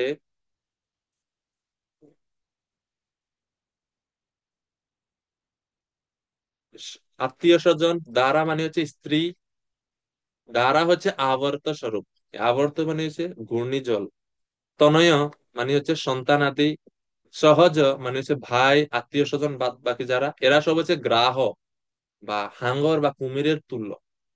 এরা সবাই আমাদেরকে এই সংসার সমুদ্রে আটকে রাখেছে। এরপরে বলছেন যে হে প্রভু, এই ভয়ঙ্কর সমুদ্রে আমি আটকে আছি। হে বরদ ভগবান, ভগবানকে বরদ বলে উল্লেখ করছে। বরদ মানে যিনি বর প্রদান করেন। হে giver of benediction, please grant me a place on the boat of devotion that is your lotus feet. হে প্রভু, আপনার চরণ কমল, যেটা হচ্ছে নৌকার মতো, পদাম পাদাম বোজে বরদ ভবত ভক্তি নাভম প্রযোজ্য। ভক্তি নাভম, ডিভোশন, এই ভক্তি হচ্ছে নৌকার, বোট অফ ডিভোশন, এই ভক্তিরূপী নৌকার আশ্রয় আমাকে প্রদান করুন। এই ভক্তিরূপী নৌকার আশ্রয় যেন আমি লাভ করতে পারি। এই ভক্তিরূপী নৌকার আশ্রয়ের মাধ্যমে আমি এই সংসার রূপী মহাসাগরকে অতিক্রম করতে পারবো। তো এইভাবে তিনি প্রার্থনা করছেন। খুব সুন্দর সুন্দর প্রার্থনা আছে আহ এই এই গ্রন্থে। তো প্রাসঙ্গক্রমে আসছে, মনে পড়লো এই জন্য বললাম। সেম শ্লোক, প্রায় একই অর্থবহ শ্লোক। তো সংসারকে বিভিন্ন স্থানে বিভিন্ন কিছুর সঙ্গে তুলনা করা হয়। সংসারকে সমুদ্রের, মহা ভয়ঙ্কর সমুদ্রের সঙ্গে তুলনা করা হচ্ছে। প্রভুপাদ বলছেন সংসারকে কখনো কখনো দাবানলের সঙ্গে তুলনা করা হয়, কখনো কখনো সংসারকে অন্ধকূপের সঙ্গে তুলনা করা হয়, কখনো কখনো সংসারকে গহীন জঙ্গলের সঙ্গে তুলনা করা হয়। বিভিন্ন সময় বিভিন্ন জিনিসের সঙ্গে তুলনা করা হয়। আর যেই বস্তুরই সঙ্গে তুলনা করা হোক না কেন, মূল বিষয় একটাই, যে সংসার সুখের জায়গা না। ঠিক আছে। আহ, প্রহ্লাদ মহারাজ হিরণ্যকশিপুকে যখন বলছেন, তখন তিনি এই সংসারকে অন্ধকূপের সঙ্গে তুলনা করছেন। হিত্বা আত্মপাতম গৃহ অন্ধকূপম বনম গতিম গতম বনম গত ইয়া হরিমাশ্রয়েত। প্রহ্লাদ বলেছেন তার পিতাকে, হে পিতাশ্রী, তাড়াতাড়ি আপনি গৃহরূপ অন্ধকূপ এখনই পরিত্যাগ করুন এবং শ্রীহরির আশ্রয় গ্রহণ করুন। আর হিরণ্যকশিপু কই আর হরির আশ্রয় গ্রহণ করুন, কে কার কথা শুনে। যাই হোক, এরপরে তো পূর্বের শ্লোকে তো তত্ত্বজ্ঞানকে তরণীর দ্বারা, তরণীর সঙ্গে তুলনা করছে, বলছে যে এই তরণীকে আশ্রয় করে পাপ সমুদ্র পার হওয়া যাবে। এখন প্রশ্ন হচ্ছে, আচ্ছা পাপ সমুদ্র আমি পার হব, পাপ গুলো তো থেকে যাবে না? কৃষ্ণ বলছে না না, এই পাপ গুলো আর থাকবে না। পরের শ্লোকে বলছিল, যথা এধামসি সমিদ্ধগ্নি ভস্মসাৎ কুরুতে অর্জুন জ্ঞানাগ্নি সর্বকর্মাণি ভস্মসাৎ কুরুতে তথা। প্রবল রূপে অগ্নি প্রজ্বলিত হলে সেই অগ্নি যেরকম কাঠকে বা সামনে যা কিছু জ্বালানি থাকে সব কিছুকে ভস্মসাৎ করে, মানে পুড়ে ছাই করে দেয়। সেই রূপ, মানে একই রকম ভাবে তেমনি জ্ঞানকে অগ্নির সঙ্গে তুলনা করছে। জ্ঞান অগ্নি সমস্ত কর্মকে দগ্ধ করে ফেলে। তাহলে জ্ঞানকে একটু আগে তরণের সঙ্গে তুলনা করছে, এখন এই শ্লোকে অগ্নির সঙ্গে তুলনা করা হচ্ছে। জ্ঞান অগ্নি, জ্ঞানকে অগ্নির সঙ্গে তুলনা করছে। বিশ্বনাথ চক্রবর্তী ঠাকুর বলছেন, প্রারব্ধ ব্যতীত সমস্ত সঞ্চিত কর্মসমূহ তৃণ বা শুকনা ঘাস এবং তুলার মতো, এবং এই ভক্তির ফলে বা এই কৃষ্ণ সম্বন্ধীয় বা ভক্তি সম্বন্ধীয় জ্ঞানের ফলে সেই তৃণ বা তুলার ন্যায় সমস্ত কর্ম দগ্ধ হয়ে যায়। এবং পদ্মপত্রে জলবিন্দুর ন্যায় ক্রিয়মান কর্মসমূহ এই জীবকে বা সেই সাধককে স্পর্শ করতে পারে না। আর প্রারব্ধ কর্মগুলো যেগুলা, যেহেতু প্রথমে বলছে প্রারব্ধ কর্ম ব্যতীত সবগুলো ধ্বংস হয়, ছাই হয়ে যায়, প্রারব্ধ থেকে যায়, সেই প্রারব্ধ গুলো নষ্ট হতে সময় লাগে। প্রারব্ধ কর্মগুলো সেই জ্ঞানের প্রভাবে অতিশয় জীর্ণ হয়ে যায়, মানে অনেক কমে যায়, অনেক কমে যায়, কিন্তু তারপরে একটু একটু থেকে যায়, যেই জন্য ভক্তি যোগে থাকলেও আমাদেরকে কর্ম ফল বা কিছু দুঃখ কষ্ট ভোগ করতে হয়। তো তখন বলছেন যে সেটা হচ্ছে জীবকে কৃষ্ণের প্রতি আরো শরণাগত হওয়ার জন্য সেটা এটা মাধ্যম হিসেবে কাজ করে, এবং ইচ্ছা অনুযায়ী, শ্রী হরির ইচ্ছা অনুযায়ী তখন সেই প্রারব্ধ গুলো ভক্ত ভোগ করে থাকে। হ্যাঁ, এবং এখানেই না, শ্রুতি শাস্ত্রেও এর প্রমাণ বলা হচ্ছে গীতার এই শ্লোকের সঙ্গে উদ্ধৃতি করে যে উভৌ উহ এব এষ এতে তরতি অমৃত স্যাদ সাধুনি। অর্থাৎ যিনি ব্রহ্ম অনুভব করেছেন, পরম তত্ত্বকে অনুভব করেছেন, তার সঞ্চিত ও ক্রিয়মান উভয় প্রকার কর্মজনিত পাপ ও পুণ্য ধ্বংস হয়ে যায়। এবং বেদান্ত সূত্রেও বলা হচ্ছে তদ অধিগম উত্তর পুরিয়া উত্তর পূর্ব ঘোর অশ্লেষ বিনাশ তদ অপি উপদেশাৎ। অর্থাৎ উপদেশের ফলে, বিদ্যার বলে সমস্ত প্রকার পাপ যথাক্রমে বিনাশ হয়। তো এইভাবে বিভিন্ন ভাবে বলা হচ্ছে যে আত্মা পরমাত্মা সম্বন্ধীয় জ্ঞান, ভগবত সম্বন্ধীয় জ্ঞান আমাদের সমস্ত কর্মকে দগ্ধ করে ফেলে। তো শিল প্রপাত তাৎপর্যে সেগুলোই বলছেন।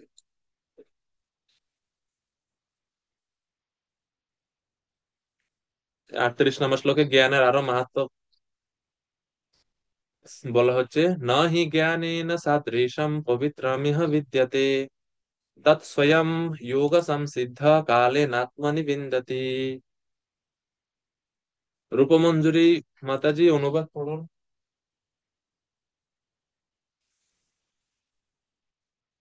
রূপমঞ্জুরি ব্রজবালা দেবী মাতাজি, শুনতে পাচ্ছেন? আরে বসে আছে, মাইক আনমিউট করে পড়ুন।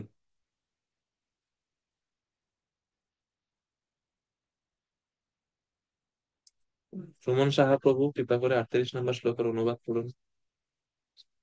হরে কৃষ্ণ প্রভু, ধন্যবাদ প্রণাম। হরে কৃষ্ণ। প্রভুপাদের অনুবাদ। এই জগতে চিন্ময় জ্ঞানের মতো পবিত্র ও মহিমান্বিত আর কিছুই নেই। এই জ্ঞান সমস্ত এই জ্ঞান সমস্ত যোগের পরিপক্ক ফল। ভগবত ভক্তি অনুশীলনের মাধ্যমে যিনি সেই জ্ঞান আয়ত্ত করেছেন, তিনি কালক্রমে আত্মায় পরাশান্তি লাভ করেন। হরে কৃষ্ণ। হরে কৃষ্ণ। তো জ্ঞানের থেকে পবিত্র আর কিছু নেই, এবং কালেন আত্মনি বিন্দতি, যিনি এই জ্ঞান লাভ করেছেন, প্রশ্ন হতে পারে কতদিন পরে তিনি সিদ্ধিপ্রাপ্ত হবেন। তৎস্বয়ং যোগ সংসিদ্ধ শ্লোকে বলা হয়েছে না, যে এই জ্ঞান নিজেকে নিজে আমাদেরকে সিদ্ধি প্রদান করে, জ্ঞান আমাদেরকে সিদ্ধি প্রদান করে কতদিন, কালে না আত্মনি বিন্দতি, কালক্রমে, মানে ধীরে ধীরে ধীরে ধীরে এটা আমাদেরকে সিদ্ধি প্রদান করবে। এই ধীরে ধীরেটা কার জন্য, কত ধীরে ধীরে? যার তীব্রতা যত বেশি, তার সিদ্ধিটা তত শীঘ্র হবে। তবে আহ মাধুর্য কাদম্বিনী গ্রন্থে এবং আমাদের আচার্যরাও বলেছেন যে, প্রভুপাদও বলেছেন যে ভক্তিতে ধৈর্য দরকার। কারণ ভক্তদেবী স্বাতন্ত্র, তিনি স্বতন্ত্র, তিনি কৃষ্ণের কথা মতোও চলেন না।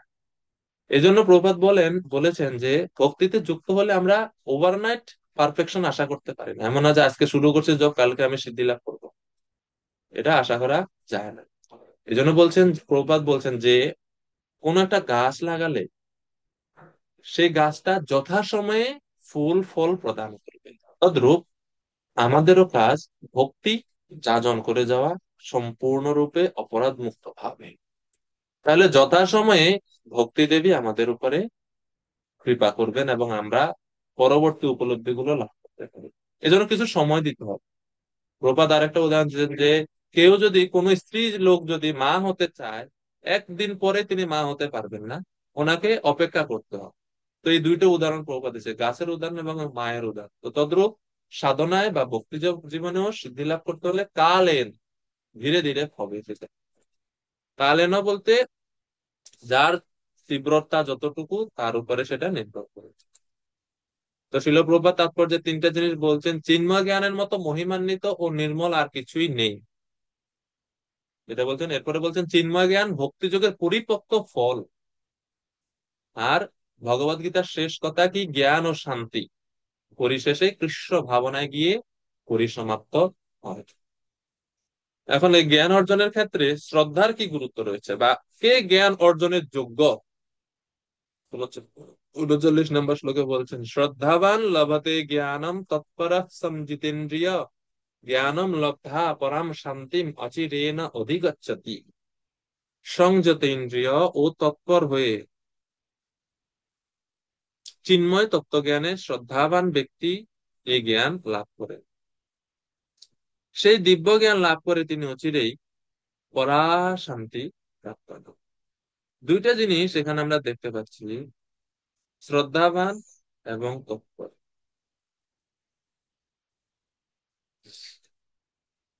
শ্রদ্ধা থাকতে হবে, আবার তৎপরও হইতে হবে। এরপরে আরো আছে, খালি জ্ঞান লাভের যোগ্যতা খালি শ্রদ্ধাই না, শ্রদ্ধা, তৎপর, সংযত ইন্দ্রিয়, তিনটা জিনিস আমরা এই শ্লোকে কৃষ্ণ বলছেন। তিনটা গুণ ভক্তদের থাকতে হবে, বা যিনি জ্ঞান লাভ করতেছেন তার মধ্যে থাকতে হবে। ইন্দ্রিয় সংযত হতে হবে, শ্রদ্ধা বা বিশ্বাস থাকতে হবে, যে জিনিসটা আমি লাভ করছি এটা ঠিক, এই বিশ্বাসটা থাকতে হবে। আর তৎপর হতে হবে, অনুরক্ত হতে হবে, তাহলে আমরা লাভ করব। তো প্রভুপাদ তাৎপর্য এটাই বলছেন যে কে ভক্তি লাভ করতে পারে, যার সুদৃঢ় শ্রদ্ধা বা বিশ্বাস আছে। এই জন্য ভক্তিতেও, ভক্তির সর্বপ্রথম অঙ্গটাই হচ্ছে, বা প্রথম ক্রমটাই হচ্ছে শ্রদ্ধা। আদৌ শ্রদ্ধা, রূপ গোস্বামী বলছেন শ্রদ্ধা থেকে শুরু হয় ভক্তি। শুধু ভক্তি না, সমস্ত যোগপন্থাই শ্রদ্ধা থেকে শুরু হয়। শ্রদ্ধা হচ্ছে সমস্ত যোগপন্থার মৌলিক উপাদান। কে শ্রদ্ধাবান? শ্রদ্ধাবান কে? যার তিনটা জিনিসের উপরে শ্রদ্ধা আছে। বলছিলাম আপনাদেরকে, শ্রদ্ধা, আমরা যে বলি না শ্রদ্ধাবান শ্রদ্ধাবান, কার কি শ্রদ্ধা আছে এটা কিভাবে বুঝবো? কোন লক্ষণ দ্বারা শ্রদ্ধাকে বোঝা যায়?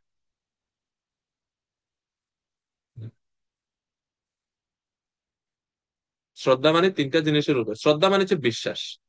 বিশ্বাস বলতে কিসের উপর বিশ্বাস, কার উপর বিশ্বাস? তো আহ আপনারা বলতে পারবেন কি আসলে কিসের উপর বিশ্বাস রাখাকে শ্রদ্ধা বলে?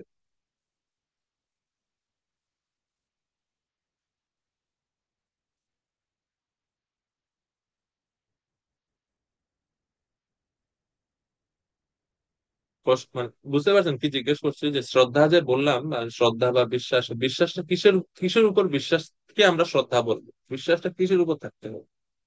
হ্যাঁ, সত্য সংকীর্তন প্রভু বলুন। আমাদের ভগবানের প্রতি দৃঢ় বিশ্বাসই হচ্ছে শ্রদ্ধা। হ্যাঁ, ওকে, এটা হচ্ছে এটা ভগবানের হচ্ছে প্রতি দৃঢ় বিশ্বাস। এখন প্রভু মনে করেন আমি তো এখনো শ্রদ্ধাবান, মানে আমি জাস্ট এখনো বিগিনিং লেভেল, নতুন আছি। তো ভগবানের উপর বিশ্বাস তো আমার হইতো না, কেমনে হইব?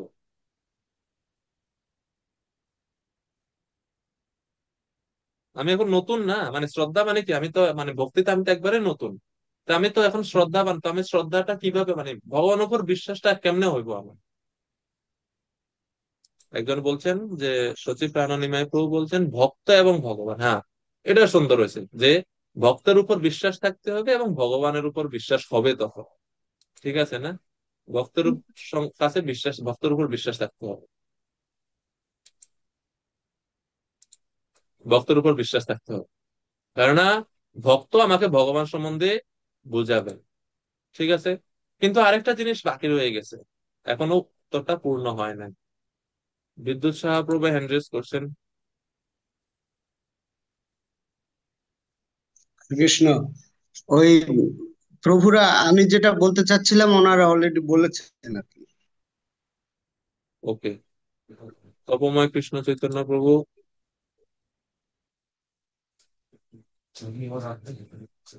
সুদৃঢ় বিশ্বাসের সাথে ভগবানের সেবা।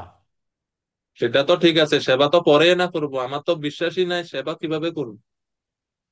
প্রথম প্রশ্নটা হচ্ছে এই যে বিশ্বাস কিসের উপর থাকতে হবে। আমি বলছি সুদৃঢ় বিশ্বাসের সঙ্গে ভগবানের সেবা, সেটা তো ঠিক আছে, যখন ভজন ক্রিয়াতে যাবে তখন আমি সেবা করব, কিন্তু ভক্তির প্রথমে তো হুট করে সেবা করি না আমরা। বিশ্বাসটা থাকতে হবে ভগবান শ্রীকৃষ্ণের প্রতি। এটাই অলরেডি বলছেন ওনারা, কিন্তু উত্তর হলো যে খালি ভক্ত এবং ভগবানের মধ্যে শ্রদ্ধা থাকলে ওটাকে শ্রদ্ধা বলে না, আরেকটা জিনিস রয়ে গেছে বাকি, সেটা কি? সুমন সাহা প্রভু। আর এই সব গুরু মহারাজের উপরে এসে, গুরু মহারাজের উপরে। গুরু মহারাজও তো সেই আচার্য বা ভক্তের ক্যাটাগরিতে পড়ছেন। তপন পাত্র প্রভু লিখলেন তার চ্যাট বক্সে যে শাস্ত্রের ভগবান গুরু ভক্ত, কারেক্ট, এটা হচ্ছে পূর্ণ উত্তর। আমরা যখন বলি কেউ শ্রদ্ধাবান, কারো শ্রদ্ধা আছে কিনা কিভাবে আমরা বুঝবো? যখন দেখবো আমরা এক, সে ভক্তদের কথাকে বিশ্বাস করছে কিনা, ভক্তের কথাকে গ্রহণ করছে কিনা, অর্থাৎ ভক্তের উপরে তার বিশ্বাস আছে কিনা, তাহলে বুঝবো স্যার শ্রদ্ধা আছে একটা। দ্বিতীয় হচ্ছে ভগবান শ্রীকৃষ্ণ, কৃষ্ণ যে পরমেশ্বর ভগবান, এটাকে সে স্বীকার করছে কিনা তার জীবন, তাইলে আমরা বুঝবো তার শ্রদ্ধা আছে। তাহলে ভগবানের উপর শ্রদ্ধা বিশ্বাস আছে কিনা, এই দুইটা, যে দুইটা বললেন। আর সর্বশেষ যেটা, শাস্ত্রকে মানছে কিনা। কারণ সাধু কোথা থেকে কি কথা বলবেন? সাধু তো নিজের মন গড়া কিছু বলে না, তিনি তো শাস্ত্র কথাই বলবেন, শাস্ত্র থেকেই তো উপদেশ দিবেন। তো শাস্ত্রকে সে বিশ্বাস করছে কিনা, সে গীতাকে মানে কিনা, ভাগবতকে মানে কিনা, চৈতন্য চরিতামৃত মানে কিনা। যদি সে শাস্ত্রকে মানে তাহলে বুঝতে হবে সে শ্রদ্ধাবান। তাহলে এই তিনটা জিনিস দ্বারা আমরা বুঝি কে শ্রদ্ধাবান আর কে অশ্রদ্ধাবান। ভক্তিতে আমরা এই তিনটা হচ্ছে আমাদের প্যারামিটার, যেটা দ্বারা বোঝা যায়। এবং আরেকটা আছে, সেটা হচ্ছে ভক্তি পন্থা, যে ভক্তি যোগ, এটার প্রতি তার বিশ্বাস আছে কিনা। তো এগুলো হচ্ছে শ্রদ্ধাবান কে তার বোঝার উপায়। আর প্রভুপাদ তাৎপর্য বলছেন, শ্রদ্ধাকে আরো বেশি বাড়ানোর জন্য আমাদের হরিনাম করা উচিত, সাধু সঙ্গ করা উচিত। ঠিক আছে। এখন 40 নম্বর বলছেন, কে এই জ্ঞানের যোগ্য নয়? অজ্ঞশ্চ শ্রদ্ধাধানশ্চ সংশয়াত্মা বিনশ্যতি, নায়ম লোকস্তি ন পরো, ন সুখম ন সুখম সংশয়াত্মনি। যারা অজ্ঞ এবং শাস্ত্রের প্রতি শ্রদ্ধাহীন, দেখেন শাস্ত্রের কথাটা এখানে আসছে, কিন্তু শাস্ত্রের প্রতি শ্রদ্ধা থাকতে হবে, ভক্তি শাস্ত্র। এখন যারা কর্মী, যারা জ্ঞানী, তাদেরও শাস্ত্রের প্রতি শ্রদ্ধা আছে, কিন্তু ভক্তযোগী হতে হলে তার ভক্তি শাস্ত্রের উপর শ্রদ্ধা থাকতে হবে। জ্ঞানীরা ভক্তি শাস্ত্রের উপর শ্রদ্ধা রাখে না। জ্ঞানীরা বেদ বেদ পড়বে, অমুক উপনিষদ পড়বে, নির্বিশেষ ব্রহ্ম সম্বন্ধে যেখানে বর্ণনা আছে তার উপর তাদের শ্রদ্ধা, ভাগবতের উপর তাদের শ্রদ্ধা অনেক সময় নাও থাকতে পারে। কিন্তু ভক্ত মানে তার ভক্তি শাস্ত্রের উপর শ্রদ্ধা থাকতে হবে। গীতা, ভাগবতম, চৈতন্য চরিতামৃত, ভক্তের সমিত সিন্ধু, ষট সন্দর্ভ, আচার্যদের লিখিত বই, এগুলোর উপর তার শ্রদ্ধা থাকবে, ভক্তি শাস্ত্রের উপর শ্রদ্ধা। এই জন্য এই শ্লোকে ভগবান বলছেন, যা অজ্ঞ, যে শাস্ত্রের প্রতি শ্রদ্ধাহীন যে ব্যক্তি, সে কখনো ভগবত ভক্তি লাভ করতে পারে না। আর সংশয় আত্মা, যে সন্দিগ্ধ চিত্ত ব্যক্তি, ইহলোকে সুখ লাভ করতে পারে না, পরলোকেও সুখ লাভ করতে পারে না। তো তিন ধরনের ব্যক্তি জ্ঞান লাভ করতে পারে না: অজ্ঞ, অশ্রদ্ধা ধান এবং সংশয় আত্মা। এখন আপনাদের ছোট্ট একটা প্রশ্ন করি, এই তিনের মধ্যে সবচেয়ে ডেঞ্জারাস কারা? কাদের কোনো সম্ভাবনাই নাই শ্রদ্ধা লাভের জন্য, কোনো সম্ভাবনা নাই, তিনটার মধ্যে কোন কারা সবচেয়ে ডেঞ্জারাস? অজ্ঞ, অশ্রদ্ধা ধান আর সংশয়াত্মা, তিনটার মধ্যে সবচেয়ে ভয়ঙ্কর কারা? কারা কারা কোনো সম্ভাবনা নেই? সত্য সনাতন প্রভু বলুন কৃপা করে। যারা ভগবানকে বিশ্বাস করে না, এই এটা তিনটার হচ্ছে মধ্যে কোনটা বলুন, এই তিনটার মধ্যে কোন অপশন? গীতার গীতার তিনটা ভিত্তিতে বলতে হবে। অজ্ঞ, অশ্রদ্ধা ধান, সংশয়াত্মা, কোনটা? প্রভু আরেকবার বলেন একটু। শ্লোকের অনুবাদে আমরা পাচ্ছি, তিন শ্রেণীর ব্যক্তি ভক্তি লাভ করতে পারে না: অজ্ঞ, অশ্রদ্ধা ধান এবং সংশয়াত্মা। এই তিনের মধ্যে আমি জিজ্ঞেস করছি যে কারা সবচেয়ে ভয়ঙ্কর, কাদের কোনো সম্ভাবনাই নাই ভক্তি লাভের জন্য? শ্রদ্ধাহীন। শ্রদ্ধাহীন। মানে অশ্রদ্ধা ধারণা যারা, সেটা বলছেন তো? অশ্রদ্ধা। ওকে, আচ্ছা, আরো শুনি আমরা। বিদ্যুৎ সাহা প্রভু। প্রভু, আমার উপলব্ধি হচ্ছে যে শাস্ত্রের প্রতি যারা শ্রদ্ধাহীন ব্যক্তি, শাস্ত্রে বিশ্বাস করে না, এরকম ব্যক্তি। আচ্ছা, হরে কৃষ্ণ। বিনা মৃধা মাতাজি। হরে কৃষ্ণ, প্রণাম প্রভু। ও সন্দিগ্ধ চিত্ত মানুষের পক্ষে কখনোই মানে পারমার্থিক মুক্তি সম্ভব না। সন্দিগ্ধ চিত্ত মানুষ। ওকে, সংশয়াত্মনা বলতে চাচ্ছেন, ঠিক আছে। হ্যাঁ। সুমন সাহা প্রভু। আর যাদের মনের মধ্যে সংশয় আছে, লাস্টেরটা। সংশয়, ঠিক আছে। কুমার বিশ্বজিৎ প্রভু। শ্রদ্ধাহীন। শ্রদ্ধাহীন মানে শ্রদ্ধা, অশ্রদ্ধা ধানা, অশ্রদ্ধা ধানা, তাই তো? ঠিক আছে। তো খুব সুন্দরভাবে আপনারা বললেন যে অজ্ঞ, অশ্রদ্ধা ধান, সংশয়াত্মা। দেখেন, সংস্কৃতটা যদি আপনারা একটু দেখেন, অজ্ঞ মানে হচ্ছে শাস্ত্রজ্ঞান রহিত, এ শাস্ত্র সম্বন্ধে কিছু জানে না।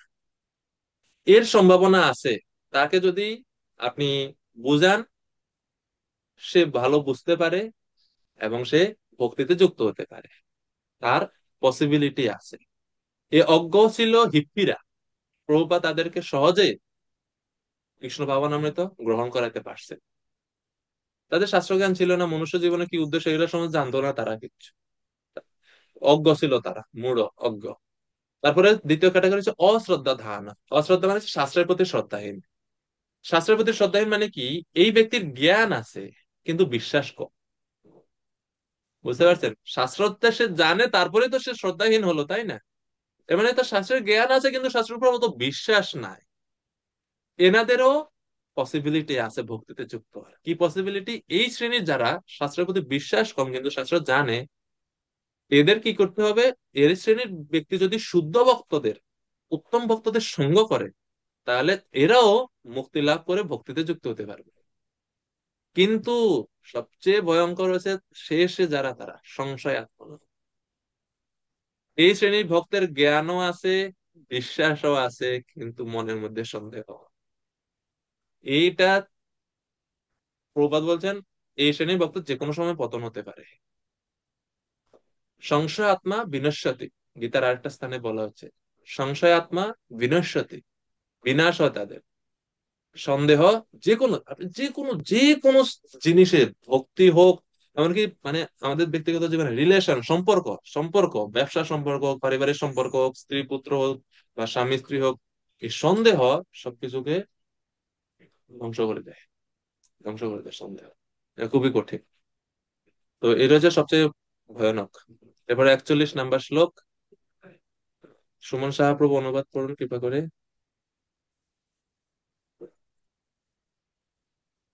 হরে কৃষ্ণ প্রভু। হুম। হে ধনঞ্জয়, যিনি নিষ্কর্ম না হে ধনঞ্জয়, যিনি নিষ্কাম কর্মযোগ দ্বারা কর্মফল ত্যাগ করেন, জ্ঞানের দ্বারা সংশয় ছেদন করেন এবং এভাবে আত্মার চিন্ময় স্বরূপ অবগত হন, তাকে কোনো কর্মই আবদ্ধ করতে পারে না। হরে কৃষ্ণ। তো এখন কৃষ্ণ শেষে বলছেন যে সিদ্ধান্ত দ্বারা সংশয় নাশ করে, জ্ঞানের দ্বারা সংশয় নাশ করে, চিন্ময় আত্মা চিন্ময় স্বরূপ অবগত হয়ে যিনি কর্ম করেন, কোনো কর্মই তাকে আবদ্ধ করতে পারে না। এই জন্য অর্জুন, তুমিও চিন্ময় জ্ঞানে অধিষ্ঠিত হয়ে যুদ্ধ করো, তাইলে কোনো কর্মবন্ধ তোমাকে আবদ্ধ করতে পারবে না, তুমি পরা শান্তি লাভ করতে পারবে। 42 নম্বর শ্লোক, তসমাদ অজ্ঞান সম্ভূতম হৃৎস্থম জ্ঞান আসিনাত্মন চিত্তেনম সংশয়ম যোগম অত্তিষ্ঠ উত্তিষ্ঠ ভারত। হে ভারত, তোমার হৃদয়ে যে অজ্ঞান প্রসূত সংশয়ের উদয় হয়েছে, তা জ্ঞানরূপ খড়গের দ্বারা ছিন্ন করো। যোগ আশ্রয় করে যুদ্ধ করার জন্য উঠে দাঁড়াও, সংশয়কে ছিন্ন করো জ্ঞানের দ্বারা।